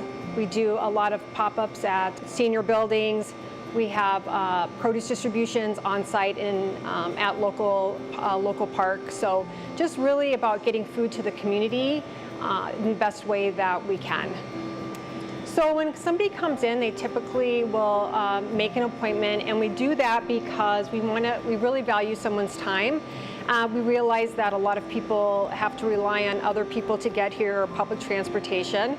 But the experience is really about creating a warm and welcoming environment, because it's really tough to go to a food shelf, especially the first time, and we want people to feel like this is a place they can count on, they can trust. They're not just going to find the food items they need, but they're also going to find a lot of volunteers and staff that are really just understand what they're going through and want to be a good source for them, and just building relationships. We really try to make sure we have like an overall grocery experience, so household items, hygiene items, pet food. That's really important because people will feed their pets before they feed themselves. Whatever was available, whatever we can get our hands on, we are looking for. We are a super shelf, and a super shelf is a certification process. That means that we are giving people a specific experience with access to healthy food. So it's a commitment that you make to your community to offer a certain type of food shelf. So we've actually gone through 2 certifications. One initially when we first started being a grocery store model, and then the second one was during COVID. We were one of the first food shelves to come back inside. We were doing drive-through distributions, and especially with our older adults, people were feeling very isolated. So we wanted to come back inside to open up just those communications and the relationships. That's really important for our community. We pick up from 15 grocery stores throughout the week. It's called Food Rescue, and it's food that traditionally would have been thrown out, but it comes to us. And then our volunteers are back here. They go through it, they find out what's good. Sometimes like 15% of it is bad. That all goes to pig farmers. That's what the blue barrels are for. The rest of it, we go through and get it out to our families. This is our new thrift store.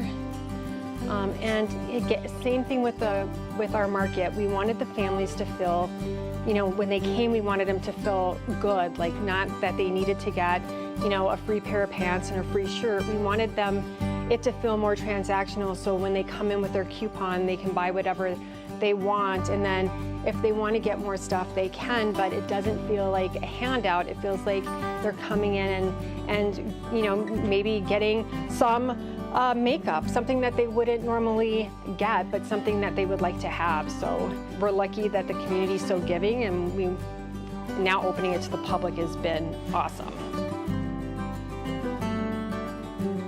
This is a tough one because I truly love my job. The funnest part about my job is just being in the background, listening to all of the things that people have to say about the process here and about the experience. And I love it when someone comes the first time and I hear them, my office is just right on the other side of this wall, and I hear them say, oh my gosh, it's just like a grocery store, look at all the fresh produce. And that's what makes me excited, because we know that we're giving people something that there's plenty of it in the community, and we're just really good at creating a space where people can access it for free. And I love the interactions between the families and the volunteers, and it's really about relationship building, and you see that when families are going through here, and it's a really beautiful thing. Yes, they said right now 1 in 5 families in Minnesota are struggling to put food on their table. So that means when you're looking down your street, somebody down your street or somebody you work with, they are having a struggle that they're not talking about. And most of the people that come here are working families or seniors on a fixed income. So they are just not getting enough to make a living wage.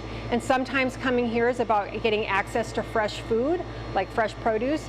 And sometimes coming here is about freeing up a little bit of money so they can pay their rent or put gas in their car.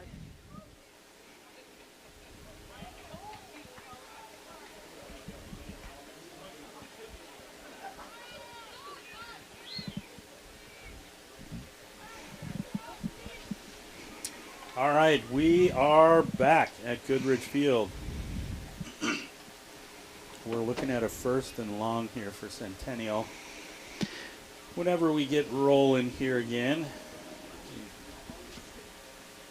1st and probably about 17 yards it looks like there. 27. Yeah, 27. 27 yards. There we go. Now the ambulances. So to give time to get the ambulance off the field, get to the hospital and have that kid get his leg checked, right? Yep. But we'll, of course, hear anything or get any updates, we'll let you know. Quick little recap here, though. We are at the beginning of the 3rd quarter. If I'm not mistaken, that was the first play. That was the very first play of the 3rd quarter. Yep. We've got, there's there was a penalty, personal foul penalty on that play, and so that puts Centennial, 1st and 27. It'll be the first after a break like this, unexpected break. It'll be the first few minutes here. Whoever's can come out with that intensity, kick it back into yes. gear somehow first. Yep. Well, here we go. 1st and long for Centennial. And it looks like Anoka's ready to bring that intensity you mentioned there, Ben. Driving him back to about the 10-yard line. Yeah, and they brought everybody on that one. Yes, Anoka had, I think, all but 3 players blitzed on that one. So kind of knew what was probably coming, so they. But Centennial went back to bread and butter. I mean, that's just their quick dive. And with these running teams, when you get them behind the sticks like this, this is tough for them. They don't plan for these sorts of situations. Certainly have a few maybe passes in their playbook here. So interested to see what. One. And they have numbers out here. Yeah, they do. Safety from Anoka. I don't know what he's doing way over there, but he throws it up, and there is nobody there. Yeah, it looked like incomplete. Yeah, what number is that? Got through 20. Is it 28? Yep. I think it looks like 28. Yeah, Taraj Gary came on a blitz. I think he's the inside backer there, right? Yep. Or is he a DN? No, outside backer, right? Outside, yep. All right, well, here we go. 3rd and still very long for Centennial. So if you're Centennial here, you probably aren't going to take, given the fact that you are 3rd and forever, I would expect maybe a toss or something here. Just see what you can get. Play it safe. Get some positive yardage. Yep. They run her up the middle as they have been most of the evening. Yeah, went for their. Able to do just that. Get a little positive yardage. See where we go from here. Yep, their bread and butter. It's just that veer. Charlie Webb up in there again.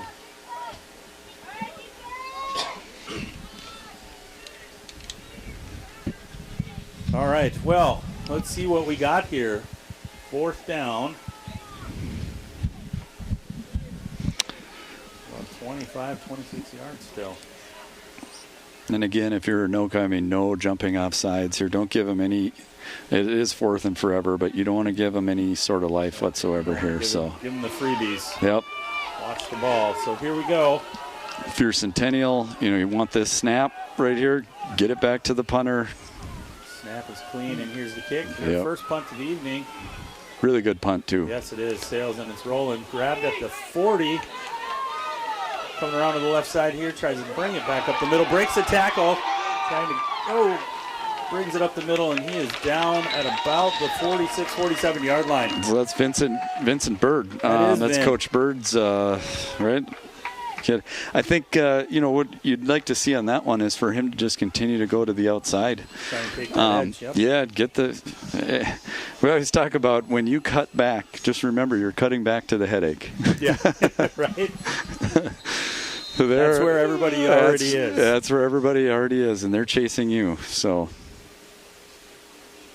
All right. Well, after our lengthy break there, Anoka's first crack at some offense. Let's see what they bring here. 2 receivers left, 1 right. Dahl hands it off. Number 2 is a big man. That was a good punishing run right there. That's what you want to do as a running back, right? You want to finish falling forward, and certainly he did that. Yeah, he did. So Anoka's taking that same momentum they had, at the end of the first half here on this drive. You can feel it. Well, this brings up about 2nd and 5. 2 receivers right, 1 left. They've definitely found that edge, especially on keep it around that edge, as you mentioned. Mm-hmm. There we go. That's going to be close. We'll see where they spot the ball. Yeah, you saw Anoka early, trying to go to that inside zone. Still think that's probably a good play for them, but clearly they feel like they've got an advantage on the edges here. Well, this will bring up 3rd and call it a long 1 here. From the right hash, 2 receivers left, 1 right. Dahl takes the snap. He's going to come out to the left here. He's got Ryan in front of him. And he cuts it in there for the first down, easily up to around the 30-yard line. Yeah, nice run there. That's that designed, QB run, again, tacking the edges. When we see our guy, number 30 there for Centennial, making another play. Yep. He's doing everything. He's scoring touchdowns. He's making tackles. Yeah, that's Brady.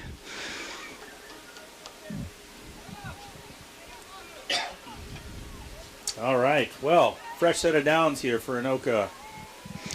Yeah, if you're in Centennial here, you're probably going to make some adjustment here on the edge. Dahl will keep it again to the left side. Fights his way out of bounds. About a 4 or 5 yard gain here. Yeah, it's good. 3, 4. It's good read. Again, you get 4 yards on first down. That's a good play. Good trigger by the safety. Free safety read that, number 14. Don't have a name for that young man, but great play. Came downhill in a hurry when he noticed what was going on. Yeah, that's what you want from your free. All right, here we go. 2nd and 6. 2 receivers left, 1 to the wide side. Dahl takes a snap. He's going to give this time. Ryan's going to fight his way forward for some positive yardage.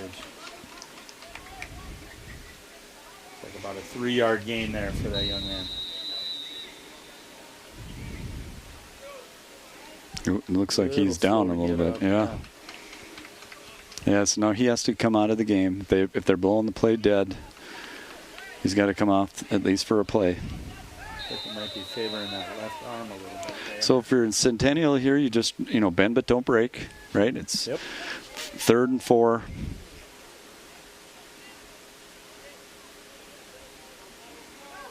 Third and 4, that same set. 2 receivers left, 1 right, out wide, top of the numbers. Dahl takes the snap, he rolls to his left, he fires, he's got Lucas Jones for the first down at about the 8 yard line. Yeah, that's just Heck of a throw. Yeah, that little square concept. So you got the outside receiver running the corner off, got the slot receiver with a little out route. Hit him right on the numbers. Well executed. Well, that's good. And big tackle there, saved the touchdown for sure. Yeah, it's good by quarterback Declan. Rolling that sprint out, you've got to, and especially if you're sprinting out to your left, you got to be able to have to set your feet and make a throw. It's very tough. Yeah, it did a good job there. Well, here we go on the 1st and goal. Out of bounds at about the 6-yard line. Yeah, great play again by Brady, number 30.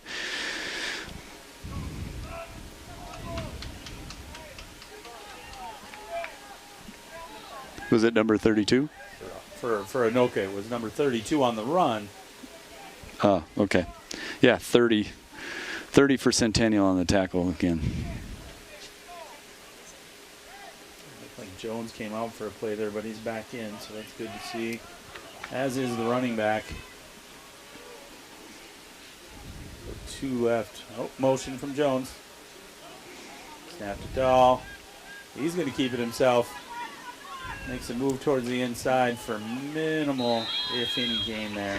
Yeah, really good job there by Centennial bottling that one up. You know, what you'd like to see on that one is actually a give. Quarterback has a read there, and the read guy is the guy that made the tackle, so probably should have given that one. Probably should have given. All right, well, the clock continues to tick. Just under 3 minutes here in our third quarter. Anoka threatening here with a 3rd and goal from the middle of the field. 2 left, 1 right. Ryan to Dahl's left here as they get the play from Coach Ryther. He moves over to the right. Yeah, you'd probably like to go with this sprint out action again. Maybe that square concept, and that's kind of what they did. Yep. And just overthrows his intended target there. Yeah, I'm not sure if that was meant for the slot receiver, if he was trying to go for the fade. It looked like he had time, you know, to get out. Yeah, it looked like he might have rushed that one a little bit. Yeah.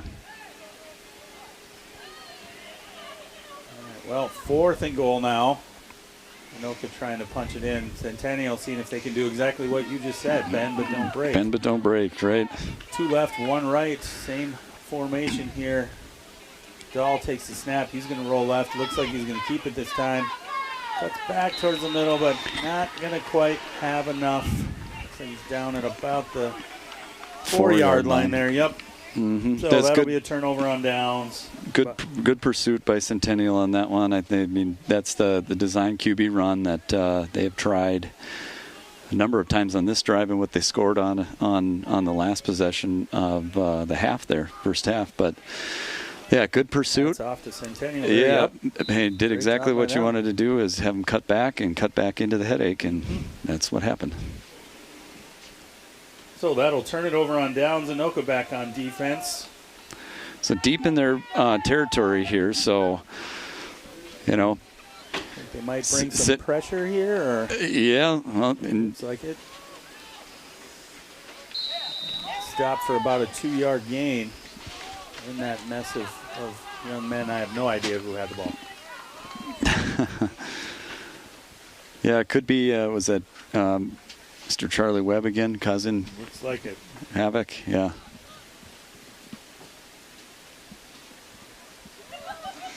All right, well, that'll bring up 2nd down. Looks like they gave him about 3 yards there, so we'll call it a 2nd and 7. Yeah, but you'd hope, you know, for Centennial here, you know, get out of the shadow of the end zone, get this first down. Give yourself a little breathing room. Yeah, it off to the that's left here. Quarterback, We got some, design quarterback run. QB run. Yeah, good Brings finish. It out just past the 20, nice. Good blocking by Centennial. That is your classic student body left. Here, they're all over there. Yeah, really good tackle there by number 82. That was. Nice run, though. All right, fresh set of downs here for Centennial. So it's like you're going to take this one after this play probably to the quarter. Yeah, like and you again, said, that clock moves fast. That when clock. they're running the ball. Yes.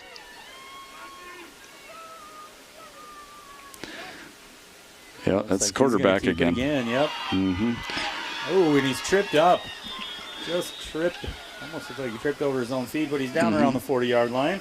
Another set of downs. Always like seeing those receivers blocking downfield. That was a really good job. Just staying in front of the Anoka corner there. That the receiver from Centennial, so allowed him to get 4 or 5 more yards. The first down. So it looks like 1st and 10 here from the 38 for Centennial. 20 seconds left here before we get into our 4th quarter. A little conference here behind the line to figure out what we want to do, or are we just letting the clock run out?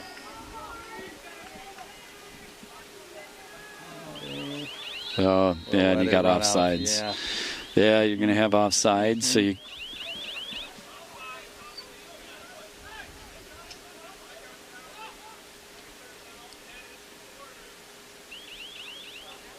Yeah, so that'll be the final play of the 3rd quarter. The end of the 3rd quarter. So we got Centennial up 19 to Anoka 7. Centennial's working their way down the field. Might have a little confusion here on the field as to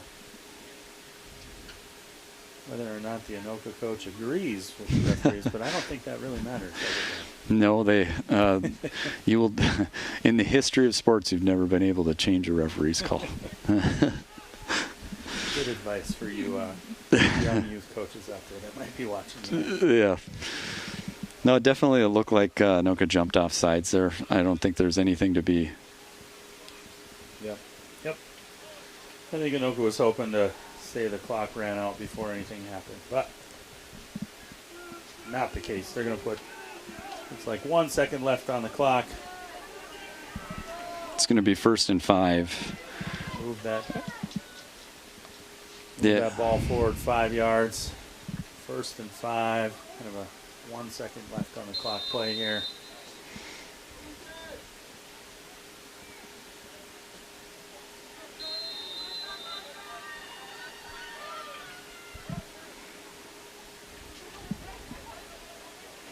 So it looked like they just called the quarter. Yep. Okay. All right, well, there we go. Sorry for that confusion there, people, but Mitch Lonnie's got this. He's got taken care of. You bet. So that'll bring us into our 4th and final quarter. For those of you that are unaware of the Youth Pumpkin Bowl, we've been here since about 9 a.m. this morning. Started off with kindergartners and flag football, went into 2nd and 3rd, and then we went all the way up to where we are right now, which is the last quarter of our 8th grade Pumpkin Bowl. The 2025, right? Yeah. And I think, a number of years ago, right, when this thing started, it was just about celebrating, football in the community, and the great part about it is these teams are partnering, playing different communities, right, bringing them in. Mm-hmm. It's a great event that they put on here. It is, definitely. And we thank QCTV for coming out. Absolutely. Yeah. Yep. Let's see if they ask you and I back next year, but it's TBD at this point. Here we go. Still auditioning, right? Yep. So we'll have 1st and 10 or 1st and 5 here. Sorry, for Centennial. Yep. Start of the 4th quarter. There we go off to the right side. He's got a blocker. He's around the edge. I don't know if they're going to. Oh, they got him out just right around the 15. What a heck of a run. Yeah. That downfield blocking again by those wide receivers, like you said. Yeah, that's that's classic Centennial. Everybody's going to be finishing the play engaged with somebody. That's just an off tackle right there. That's looks like it's a pretty big kid that was just running that ball. It's number 87. Number 87. Yeah, here, get a look at it again. He comes around and. Yeah, that's Evan. Evan Strom. Nice block, and they are able to just get to him. Yeah. Looks like that's Axel Neubauer there who was able to catch up to him and get him down. Yeah. So way to stick with it and hustle. So here we go, 1st and 10 from about the 16. Yep, up the it's middle. A dive. Up the middle. So Centennial will be content running about 15 plays from now until. Well, they're not going to get that many, I guess, because we're 2nd and 5 here. But Just over a minute gone here in this fourth quarter.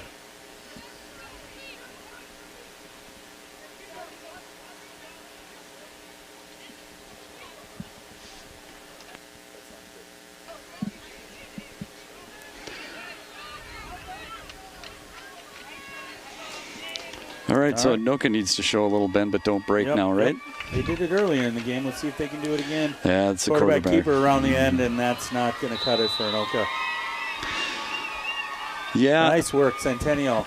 You know, Centennial at the high school, they're #1 seed in the Section 6A playoffs, the 6A playoffs, right? And that play right there, their quarterback, I mean, he's probably scored as many as this young man has this year with that same play.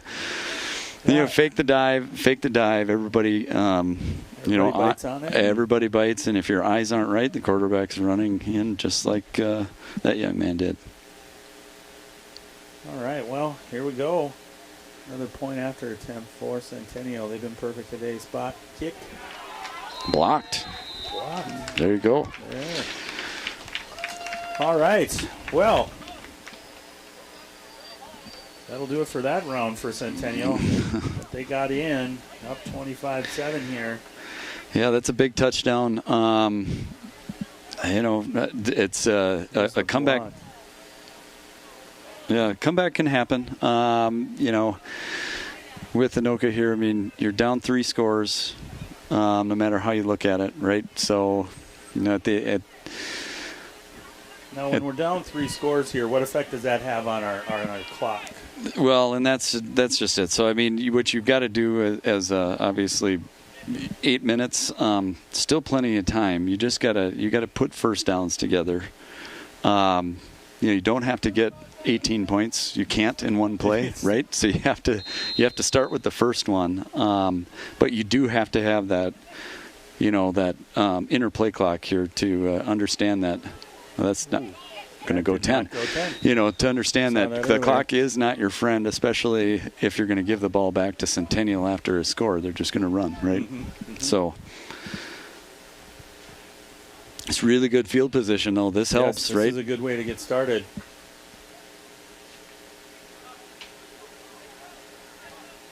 Let's see what Anoka can dial up here. See if they can get into the end zone quick. Save themselves as much time as possible. Yeah, you'd like to see him go back again with the sprint out game. You know, they haven't been able to cover that, you know, that out route by the slot receiver. You know,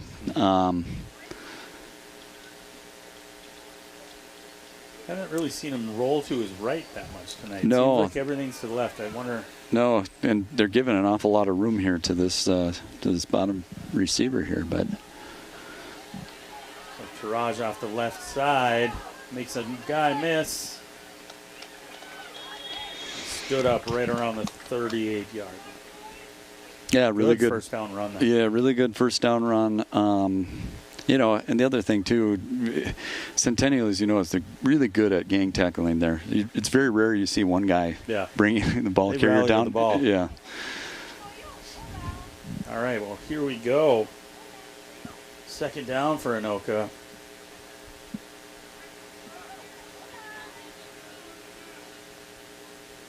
They take their signals from the sideline. Yeah, and the clock keeps moving, right?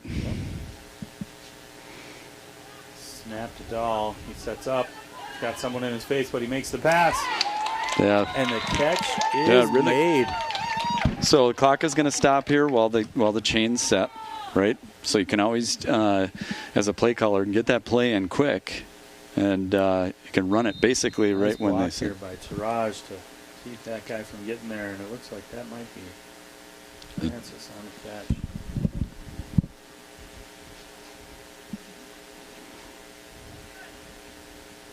All right, 6:53 to go here. Got one receiver right. We got a little bunch there on the end of the line to the left.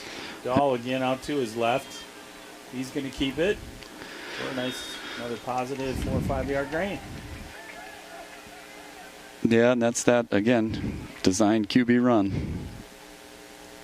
You'd like to have him take that outside too. Continue to take it outside and probably pick up a couple more yards and then run right out of bounds. And the clock stops. Clock. Yeah. That is not your friend right now. Down by 3 scores.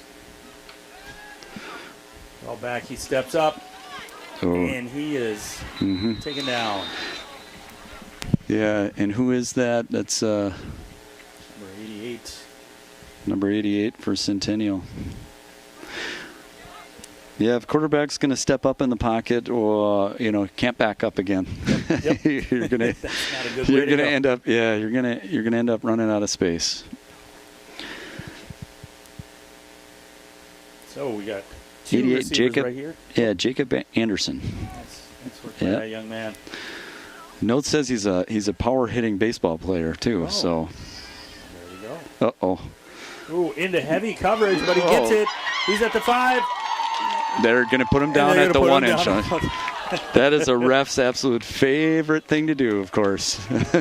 Give the young man a touchdown after that. Come on. Especially after he catches it. Check this replay here. Dahl with a risky pass.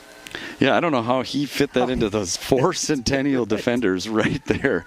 Really good effort there at the end of the play, though, on not allowing him to get in. That looked like he was in. And we got a touchdown. And we got a touchdown here, yes. All right. Well, not too bad for Anoka. So that is the middle school's version of the tush push. There it is. It is illegal in high school football to do what is allowed in the NFL. So you cannot put hands on the back of the quarterback. Can't push them. Yeah. You can use your shoulder. You can hit, offensive linemen, all of that, but you can't use your hands to push.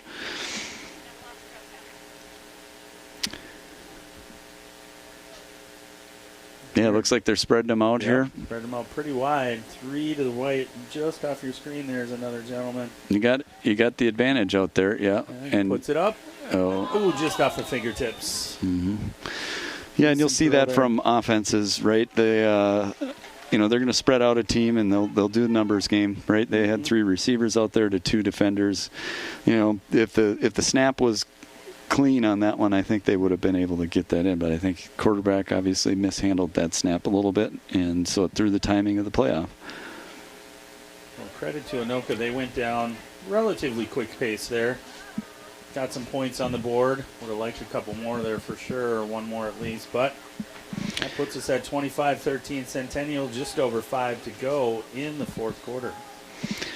Yeah, and they're 3 scores regardless. I mean, you'd like to obviously pick up that extra point there, but still, again, down by 2 scores. Likely going to be an onside here, even with 5 minutes to go. Given the fact that based on the personnel on that line there, seen a lot of those play wide receiver today. And there it is. Got it.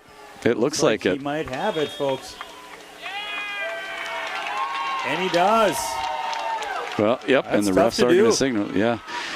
Same guy that Jones. That caught that long pass there, right? Lucas Jones. Yep, here it is. Watch the replay. That's really well executed. Wow, yep. So if you're Centennial there, you want to go, you've got to go attack that ball. You cannot let that. Come to you. Yep. That's exactly what happens. I know number 88 was right there. You'd like for 88 to go ahead and make that hit on the kicker. The kicker and number 13 were screaming after that ball. Well, here we go. 1st and 10 for Anoka. So again, 49-yard line. Yeah, I think be quick, be swift with the drive here. You don't want to waste a lot of time. Get out of bounds if you can. Yes, they run an outside zone. Get around that left side. He's taken down around the 45. Yeah, really good job by that corner and outside linebacker there in pursuit with Centennial, keeping him in bounds. Yeah, yep. Again, the clock not in Anoka's favor right now. Continues to take 4:40 to go in the 4th. We got that same look here, a little bunch that to the left. Dahl takes a snap. He's back to fire. He's got him for the catch and the touchdown. Wow. Holy cow. Yeah, really, really, really good job there. Great throw by the QB. At wide receiver so many times, especially at this level, those outside receivers, they slow down or stop, and the ball goes sailing over their head. But in this case, didn't happen. Yeah, he was. Happen. He just. Yeah, it was really good job. You throw that to the outside, right? If the QB, if Declan threw that thing inside, that ball inside, that likely is going to be picked or incomplete, threw it over his outside shoulder and went and got it. It's great. Well, here we go. 25-19 now. Moving down the field quick was Anoka. Yeah. 4:17 to go. Got that wide set to the right. Dahl takes it, cuts it back up the middle. They're gonna keep him short. Yeah. Yep, just short. You know that was gonna happen. Yep. So that keeps us 25-19. 4:17 to go in the fourth. Anoka's making a game out of this. Yeah, I'm a big fan of the Zebras, but I mean that is their Super Bowl call. Like, nope, I have laser eyes on that line, and there was no doubt that they were an inch short. Yeah. Well, here we go. As you said, comeback for Anoka is definitely possible. Well, and that's the differences, like we talked about right off the start of this game, right? We're going to have two different offenses on this game. You're going to have a ground and pound. You're going to have the air attack and spread. And, one thing is for sure. Try to go for that onside kick again. Doesn't look like it made it to 10 this time. No, so that's going to be they're going to get an extra 5 yards on this too. But that's what it allows you to do is quick strike offense, right? One play, boom, you're down the field. Yep. Big chunk plays. And that stresses the defense. Like right now, Centennial's offense, they have to deliver. Yeah, they got to answer back here, and it's up to Anoka to see if they can keep them from using up too much of the clock. Still have our... And I forget how many timeouts that you get in middle school here, but it's not the 3.5 like you have at high school. Yeah. I don't believe so. I'm not sure either, to be honest with you. Yeah. But timeouts would be key. If you get all 3 timeouts this half, that'd be great. Quarterback keeper around the right side, cuts it back up. Oh no, he's through the bulk of the defense. He's brought down at about the 30. Yeah. Boy, if you're Anoka, you're saying, wow. Yeah, he had everyone around him and just could not. Yeah, they had a shot at him at the QB there behind the line of scrimmage and didn't squeeze down.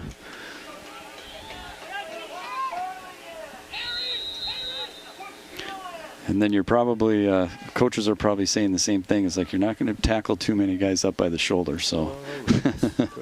Don't remember when we taught you that. Yeah. Well, clock continues to tick. 3:45 to go here in this fourth quarter. Yeah. If you get a stop here, behind the sticks, negative play, may think about using one of those timeouts. Here we go, run up the middle. They rally to the ball. Looks like they stop him for a short gain. 3:20 to go. Second and about 8 for Centennial. And they're going to be content with just taking their time here. Mm-hmm.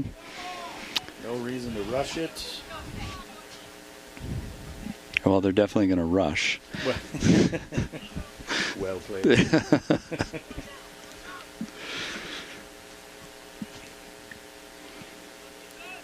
Yeah, if you are Centennial here, you're going to be content. Just continue to do what worked all game, which is that that QB veer. Yep. Anoka's going to bring everybody up nice and close here for the 2nd and 8 play. They're not too worried about them throwing it over their heads, that's for sure.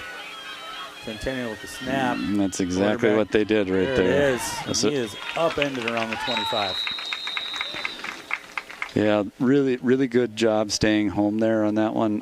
The last time they did that, that quarterback went for a 20-yard touchdown. So corner stayed and Had a great tackle, too. Yeah, That's how you tackle well. Well, Anoka, it looks like he's going to use a timeout here with 2:26 to go in the ball game. We'll come back for action here. It'll be third and just looks like about 5 yards. Need a big stop here if you're Anoka. And force them to go for it on fourth and ball back. They will, yeah. My guess is this, again, this will be that we'll see student body left. Yeah, they're over on that far hash, so. Yeah, or we're going to see that veer again. Yeah, it's just such a tough play to stop. Well, it's tough as a defense, too. You can't really tell, at times who has the ball. I mean, I said it at the beginning of the game. I apologize. When I said I might not know who has the ball from time to time, and it's true. They execute it so well that you're almost on your heels a little bit. Well, here we go, 3rd and 5. Yep, they're doing QB. Yeah, QB takes it. Short game. So again, they play for this, right? It's it was 3rd and 5, right? And they're thinking in there that we got 2 plays to get 5 yards. It was just a good job squeezing down again, not giving any space. Anoka with another timeout here. To leave about 2:16 on the clock. Well, not about. 2:16. So Centennial's quarterback Logan. 6 passing TDs on the season, 7 rushing TDs, and we saw him. Yeah. So if I'm Centennial, I'm looking at you got 2 big playmakers over there with Logan and Brady. Well, and if you're Centennial here, do you maybe try and trick Anoka a little bit, maybe a little misdirection, or actually, hey, let's try and throw it over their head if they're going to come down like that on D? Yeah, I mean, I guess if I was calling plays over there right now, I likely would not call a pass with 2 minutes to go because either way, the clock is going to stop if they don't get it, right? But, I mean, your bread and butter is has been running with the quarterback here, so maybe it's just going to be a different formation, same result out of the shotgun. It's a false start, and they're going to take him down, and there's a flag on the play. So they're probably going to decline it, be my guess. Oh, and that's a pre-snap penalty, so. It's a pre-snap penalty, so they should have blew the play dead, and maybe they tried to. But it's going to be 4th down, so that actually helps Centennial out. Yes, it does. So replay here, we just had everybody. Just a little outside. Maybe they were going to throw the ball. Yeah, this is one of my favorite plays in the pros when the ref will say false start on everybody but the center. give the center. We had one of those back in the day, if I remember correctly. Yeah. Well, crowd is on their feet. 4th and 10. This likely could be the ball game. If you're Anoka, Centennial back to pass. He throws it, and it is incomplete. Yeah, unfortunately, I think that's the only, I don't know if they had another option there. Going for it on 4th down, 4th and 10, not a lot of run plays in their playbook for the 10 yards. So got behind the sticks, made him pass, and now Anoka's got a shot to go down the field and at least get a shot to tie this, right? 2:10 to go. Dahl, he's going to throw it up there again. Francis with the one-hander, and he's down at the 26.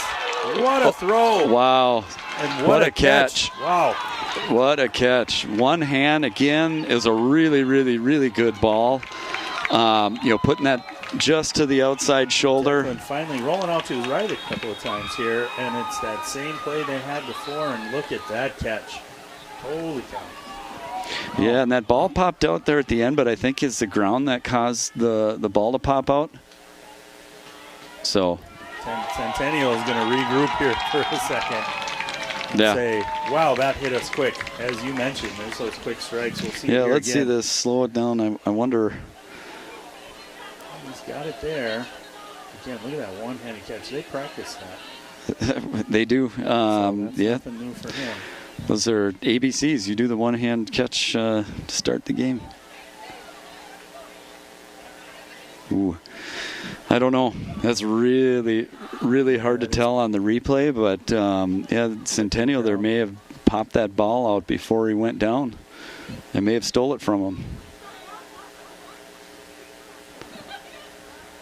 Unfortunately for Centennial, we don't have a video replay or a challenge, so. So that'll bring up for Anoka, 1st and 10, about the 28. At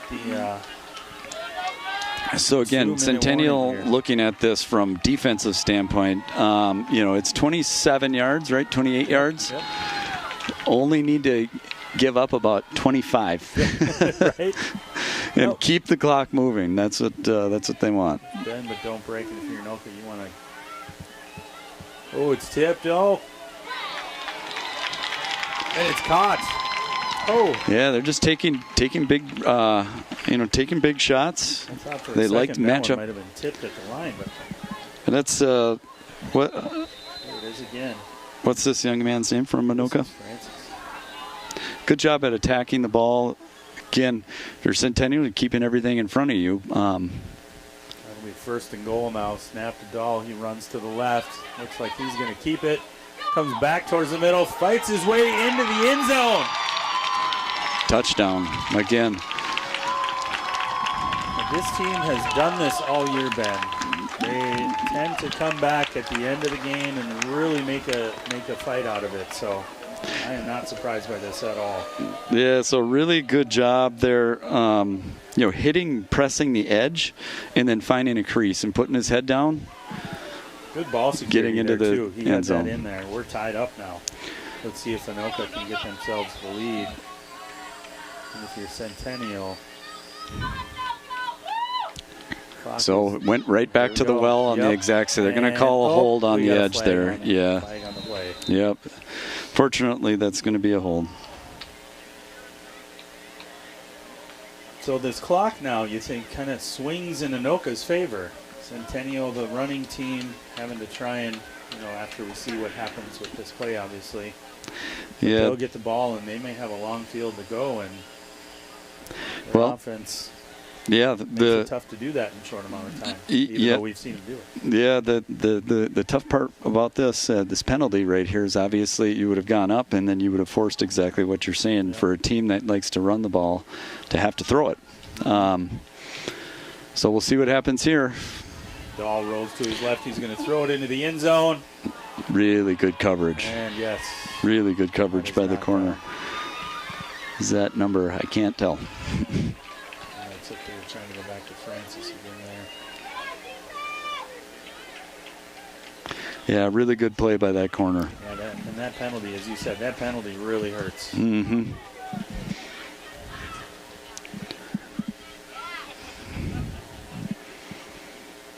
So, let's set the scene here. Anoka, in a matter of about 6 minutes, has tied it up at 25. They will now kick off to Centennial with about 1:33 left on the clock. See what happens.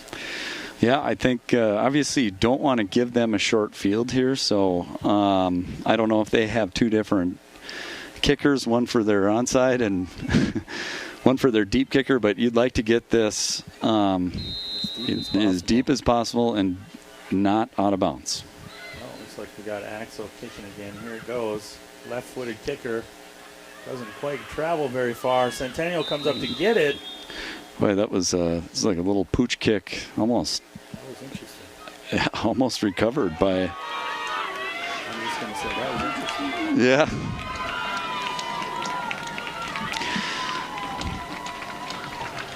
So, yeah, if you're Centennial here again, a minute 32, and I believe they probably have, well, they've only used one timeout this half for sure. And again, not sure what playing by high school league rules on timeouts or not, but decent field position, minute 32. You got time to work your game plan. You still do, and you have a lot of things that have been working in big chunk plays. So here we go. Looks like he's going to keep it around the edge. Down around the 43, 44. Call it 42.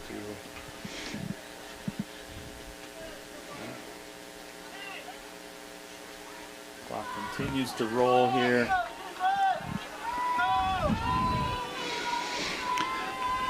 Yeah, and again, when you got teams that do the huddle and you have to run to the sideline every time, you just got precious time. Yep, a lot of clock. Going off the clock. 30. And it seems like they're pretty content just letting this go to overtime. 2nd and 5 here. We're going to take the snap up There's the a middle. dive. And on the spot, it's going to be close.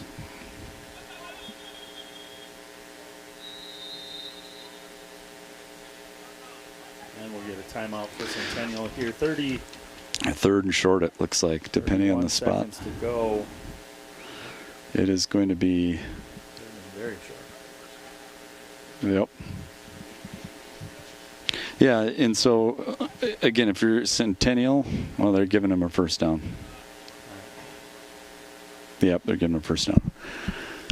Yeah, I was going to say, if it was 3rd and short, you would likely have one of those quick plays. Get the first down. You know that the clock is going to stop to set the sticks and have maybe 2 plays called here. But and you may do this anyway right now. You know, I wonder, obviously they've got a kicker. I wonder how close he needs to get in to get a game-winning field goal, right? That would be something else to see that here tonight. Yeah. I don't know that I've ever seen a game end, a middle school game end on a field goal try. I don't think I have either. Do not think so. I'd like to see it. It'd be fun. Yeah. There's a lot of drama in that. A wild way to cap this thing off. Well, here we go. 1st and 10. Centennial at 47-yard line. These grandstands are shaking over here on the Anoka side. There, you got to delay a game. I was going to say, this is taking a little too long, I think. Oh, and a false start. Yeah. That's tough coming out of a timeout. Coming out of a timeout, you have a... Yeah, you wonder... obviously, they had something up their sleeve on that one because that was something they talked about having a different play called than normal. So, and you've been saying it all day. As a running team behind the sticks like this. This is a tough spot for them, right? If you're Anoka, just nothing over your head, nothing behind you. Yeah, you're okay. I mean, even giving up a first down here, like you just don't want the big play. Yep. Here we go. 1st and 15. First Centennial. Again, looked like a little bit of miscommunication here. Yeah. So they're going shotgun. Shotgun. I think it was offsides. It looked like it, but it didn't get called.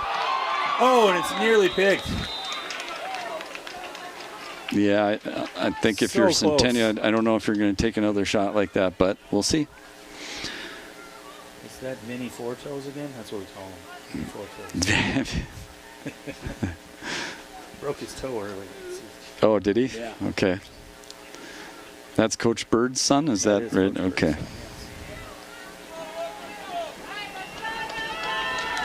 All right, 2nd and 15.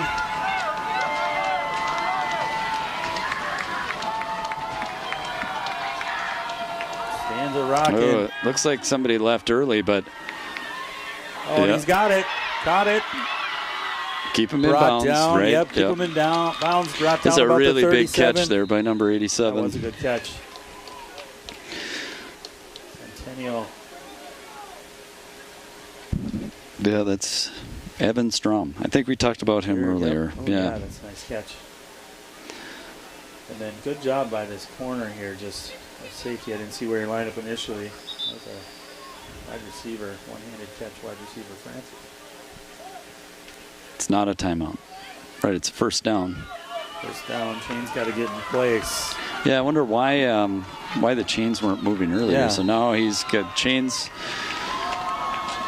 So we got 25 seconds here. I feel like it might be a little less than that, but here we go. Out of the shotgun snap, he steps back, he fires, floats one up there, and it's intercepted for Anoka. He's coming back the other way. He's got blockers. He's still on his feet, and he's down at the 48. Yeah, so you got 2 seconds, it looks like. Oh, look at that. Who made that interception? Let's see. From there. So he's thrown up. That's actually a good matchup. I mean, you're one-on-one. That's a 50-50 ball. Goes up there and gets it. Yeah. Oh, that's our running back, Ryan, there. It's making that. They had him in there as the just-in-case guy. And just in case they did that, he went up and got it. So, yeah, in middle school like this, Anoka's forced to take a timeout here because as soon as the ball is set, they're going to run the clock. Yeah, so there's a personal foul penalty at the end of the play there on Centennial. So that's a very big deal because I feel like Anoka's QB there, Declan, can probably get this ball into the end zone from here. Looks like it. Yeah, and instead of 1st and 10 from your own 48-ish, you're 1st and 10 from their 37. Yeah, so if you only got one play to do it. This you pull out your end zone play here. Yeah, you're probably going to get a little rollout would be my guess to give him a little bit of time. If I'm Centennial, I'm putting 3 guys down at the 10-yard line. Yeah, the last 2 times Dahl rolled this way and threw it up to Francis. Yep. They so got they some just called timeout. Chunks of yard. Yep. Yeah, in this case, obviously, any catch in bounds, right? I mean, the play is 2 seconds, right? So it's going to be, it's rally to the ball, tackle, go to overtime. Yep. What you don't want to do if you're Centennial, when the ball's in the air, you don't want to be tackling a receiver. You don't want to get pass interference because the game cannot end on a penalty, on a defensive penalty, that is. So, and if you're Anoka, I mean, you've been taking the shots. It's been working. At 23. You'd like to get him singled up, really, if you could.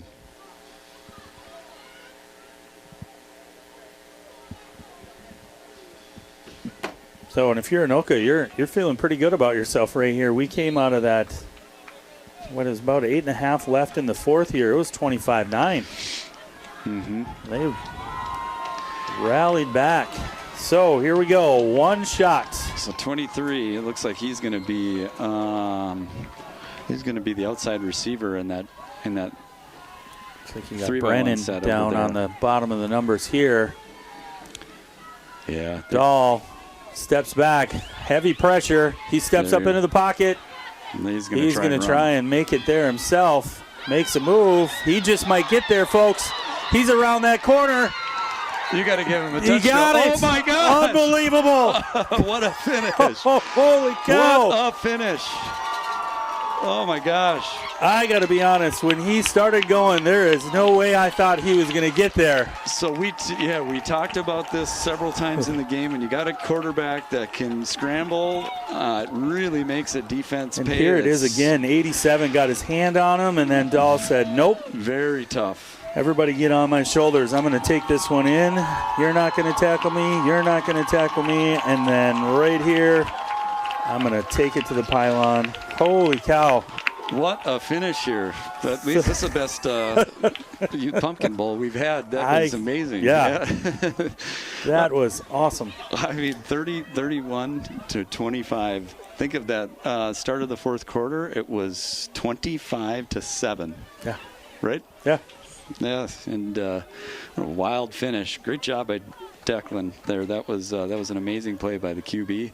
You know, in Centennial there, I think, again, we talked about a couple of keys there. I think they had, you know, probably half as many players. And, you know, that could have done it towards the end there. It might have been got a little bit tired. A little too tired, too late. Yep. Well, and we don't necessarily have a MVP of the game to hand out, but I think you got to give it to Dahl. Those passes he threw, those runs he had today, I mean, he put that team on his shoulders and said, we're going to go through me and we're going to win it. Yeah, some big throws. You got some big catches there by the receivers. Yeah, that was the story of the game. But you know, there it is. Hats off to Centennial too. There's your 2025 Pumpkin Bowl award. Yeah, gotta love the trophy.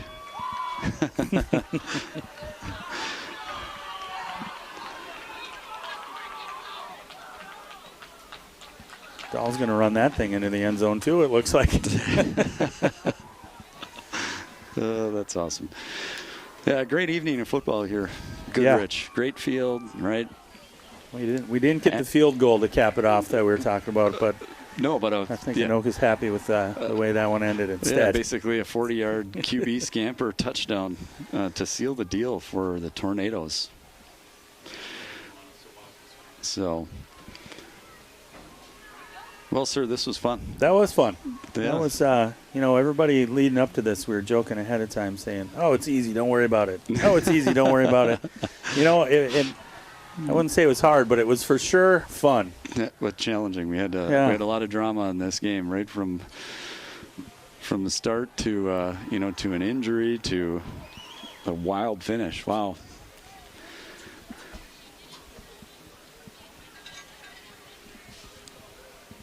Well, that'll do it for the 2025 Anoka Youth Pumpkin Bowl. Anoka, your winner in, I would say, electrifying or thrilling fashion here.